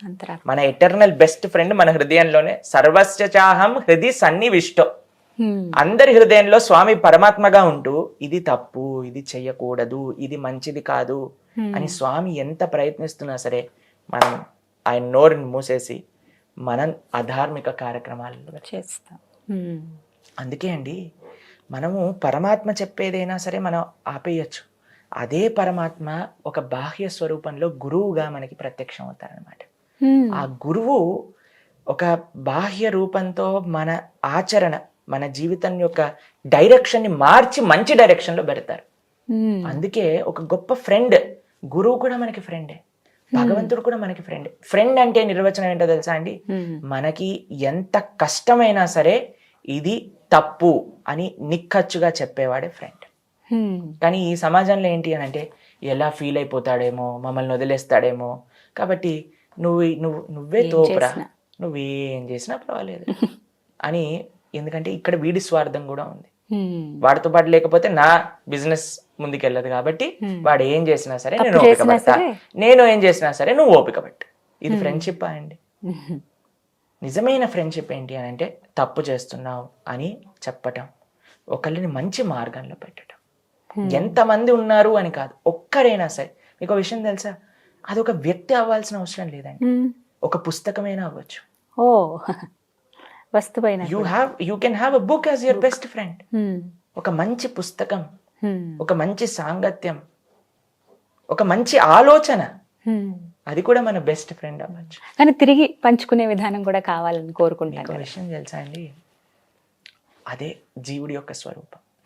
మీరు అన్నారు కదా ఇప్పుడు పరస్పర భావన, ఇది మనకు కావాలి. అందుకే మనం భగవంతుడు కూడా ఎందుకు ఆరాధన చేస్తాము, ఎందుకు ఆ ప్రేమను చూపిస్తాము అని అంటే ఆ పరస్పర భావన ఉంటుంది. మరి అందరితో ఫ్రెండ్షిప్ ఎలా అవుతుందో తెలుసా అండి, అందరి హృదయంలో కూడా పరమాత్మ ఉన్నాడు అని మనం చూసినప్పుడు అందరికీ బంధువులు అయిపోయినట్టే కదా. అవును, అందరికీ పిత ఒక్కడు అని మనం తెలుసుకున్నప్పుడు మిగతా వాళ్ళందరూ మన అక్క చెల్లెలు అయిపోతారు, అన్న తమ్ముళ్ళు అయిపోతారు. All Indians are my brothers and sisters అని ప్లెడ్జ్ చేస్తూ ఉండేవాళ్ళని చిన్నప్పుడు. ఎందుకనంటే భారత మాత మా తల్లి అని ఒప్పుకున్నప్పుడు. కేవలం ఇది భారతదేశానికి పరిమితం చెందింది, కానీ అందరినీ సృష్టించిన వాడు, అందరి యొక్క పిత భగవంతుడే అని మనం ఒప్పుకున్నప్పుడు ఏ జీవుడిని కూడా మనం హింసించలేము అనమాట. ఎందుకంటే అన్నిట్లో మనం కృష్ణుడిని చూస్తాం కాబట్టి, భగవత్ స్వరూపం అలా. కాబట్టి ఫ్రెండ్షిప్స్ ఆర్ వెరీ న్యాచురల్. ఎప్పుడు అనంటే when we are ready to take responsibility of our friendship. రెస్పాన్సిబుల్గా. ఏంటి రెస్పాన్సిబిలిటీ అని అంటే నిస్వార్థ భావనతో, అయ్యా నిన్ను మంచి మార్గంలో పెట్టడానికి నేను ప్రయత్నిస్తా, నేను తప్పు చేసినప్పుడు నువ్వు చెప్పు, నువ్వు తప్పు చేసినప్పుడు నేను చెప్తా. ఇది రియల్ ఫ్రెండ్షిప్. చాలా చక్కగా వివరించారు ప్రభుజీ. హరే కృష్ణ. నమస్తే. హరే కృష్ణ అండి, చాలా ధన్యవాదాలు.